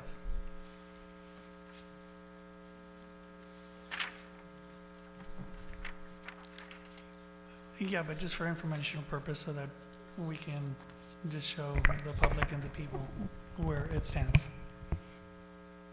Yeah, I just mentioned to Mayor Pro Tem Legaspi that, for the rest of the council member, we don't want to wait to the next week to get that information. We can go on YouTube and we can look at what was decided and what was said as well.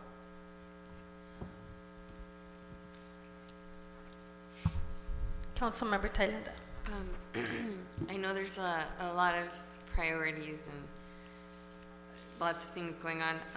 I have been asking for a couple months for the food truck ordinance, the draft. I know there's a draft. It was prepared a couple years ago and it never made it back. There's a large community of the micro kitchens, and they want somewhere to go. And I've been being asked and approached, and commissary kitchens or those kitchens that you can rent out. And so there's a lot of things that we could do with this, these types of businesses that could also generate not only revenue for the city, but for the community services department, because they have a kitchen and stuff. So I know I get asked a lot if they can borrow kitchens and what they can do and how we can help them and what we can charge, and that doesn't exist right now. So that's my request, apart from all the other things that I've been asking for, but we won't get into that, it's late. Thank you. Okay. Councilmember Marquez? Well, I guess what we really need is that schedule with all those meetings that we need to have. Because everything on my list apparently now is held to this schedule now of public meetings. So, I mean, parking meters, fees, everything that we just mentioned. I just want a schedule. We want to put this on paper and make sure that we get it done. Same thing, the water plant improvements. Where are we at with that? I think. Yeah. Water system improvements? Correct, yes. Thank you. And the Cordova Park. Again, schedules. Thank you. Oh, and I just do want to say, give out a thank you to the city employees for putting together the celebrations for the Calexico anniversary. We do appreciate your hard work. Thank you also to the library, because I've just seen what you guys are planning for the summer, and I know that's not easy, but it's something that's really valuable to the community, because we have a lot of kiddos, you know, staying at home during the summer break, and those are very important for them. I really do appreciate that. Thank you. Thank you. Councilmember Calderon? Well, since day one, I've been asking a report for the water and wastewater, especially because we're not meeting the bond expectations in this area. And we need to know, not only that, the obligation that we're not meeting, but the condition of our facilities. I would hate to have these facilities go down in the middle of the summer and not have water for our citizens. The Cordova Park, it's been over 40 days of this investigation. It needs to come to closure, because like we said earlier, we need to inform our citizens as to what direction we're going with this park. And I brought the cannabis industry last month, I believe, and you said you needed 2 weeks to come up with a solution. It's been longer than 2 weeks. Yeah. May I respond? Because the chief and a code enforcement officer and Carla have met and outlined the framework of a regulatory scheme, and I'll get that to you next meeting. So there is a regulatory scheme that they have developed that will be effective, and so I can put that on the next agenda. All right, and again, I'm not against the industry. What I'm against is everybody takes advantage of Calexico when we should be getting revenue. I mean, we went to a training on Friday. We found out that we have some charging stations that the city is not receiving any funding from them, and yet they're on our properties.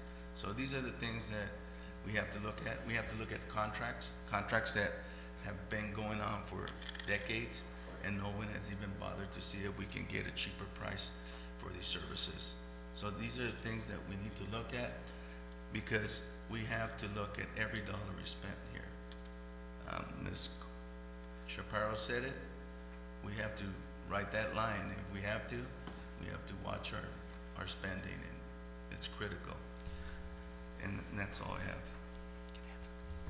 You know, I looked over the charging station. It's about 14, 15 pages long, and you're absolutely right. We're not getting any money out of this. So we need to look over this again to see if was this done correctly or not. So, That's a terrible contract. I mean, I highlighted it. I mean, there's no financial gains for us. There's a lot of stuff that, did we do this the right way? So we need to look into this. I know that Michael's busy, so maybe in 2 or 3 meetings from now, council meetings from now, if we can just give us an informational on this, reference to, did we do this right or not? I had one more question. And what I also want, inventories not only of the fire department, but the police department. Our equipment is, like for instance, that ladder truck is 30 years old. And we need to look at these things because just last week, the kids at our high school lit up the restrooms in the 2-story building. And we need those ladders. We need our firefighters to have those tools to be able to rescue any kids that get trapped in that 2nd floor or any other 2nd floor building within Calexico. I mean, this rig is 30 years old, Ken, or Chief. So I think And it's not only is it old, it's unreliable. yes. And it's one of many tools that are very old that need to be looked at. And that's all I have. Nobody else? Okay. I would really like to see at the next council meeting, although I'm not going to be here, but as far as we get moving, you know, I'll call in. I'll give you my location, and I'll call in from wherever I'm at, so that you can add me to the agenda. But you'll still run it because I won't be here. I would like to see the contracts for new people. We haven't hired anybody else, and I know we spoke about it already, but I would like these key positions to see these contracts for the, I think 3 or 4 that we've been speaking about, to come in and help you with all the stuff that we've been asking in this meeting. Because it's unfair to ask you for all these things. I know we've been bringing all these things up, but we're saying because we want to put it on record that we know that they need to get done, and we've been asking for them to get done. We understand the circumstances, so we need you to in order for you to get them done, you need the help. Thank you. So my number 1 priority, and if we have to do a special meeting to set the one even more key position that we talked about, let's do it. Let's get the help so that we can get these things done.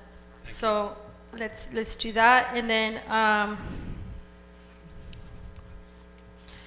so I'm not going to ask you for anything until we get those people, because you already have a lot on your hand. But I will remind you, you wanted the list of workshops.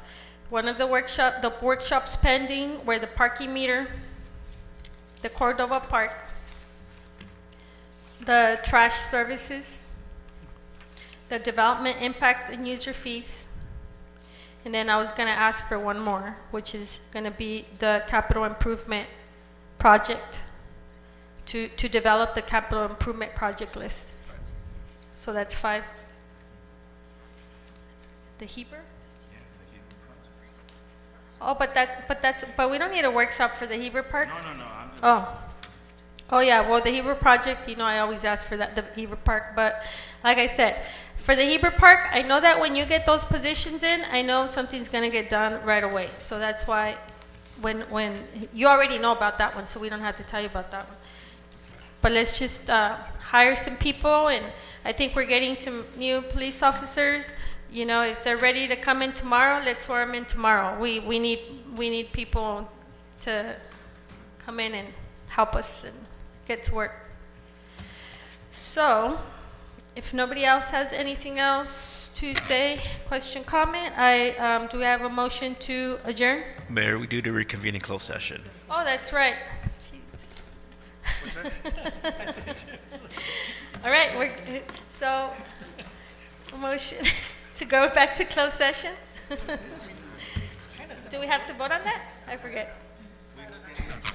We should at least, yeah, we do at least come, we can keep it short, but at least we go back and close up on the items.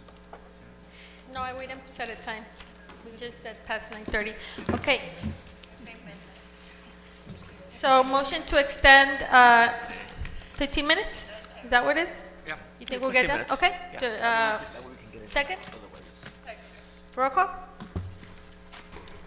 15 minutes? Yes. Mayor Noricumbo? Yes. Mayor Pro Tem Legaspi? Yes. Councilmember Thalinda? Yes. Councilmember Marquez? Yes. Councilmember Calderon? Motion passes.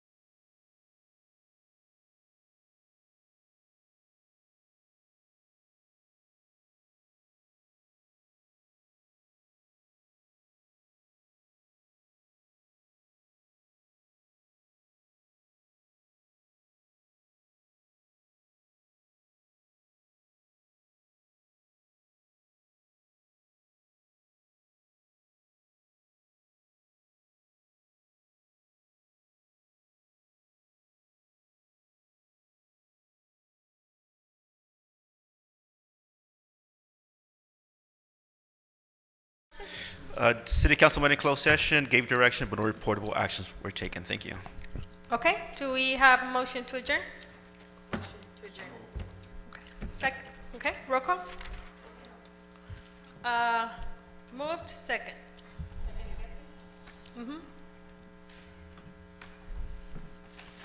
Mayor Noricumbo, Yes. Mayor Pro Tem Legaspi, Yes. Councilmember Thalinda, Yes. Councilmember Marquez, Yes. Councilmember Calderon, Yes. motion passes. Okay, meeting adjourned at 10:30 PM.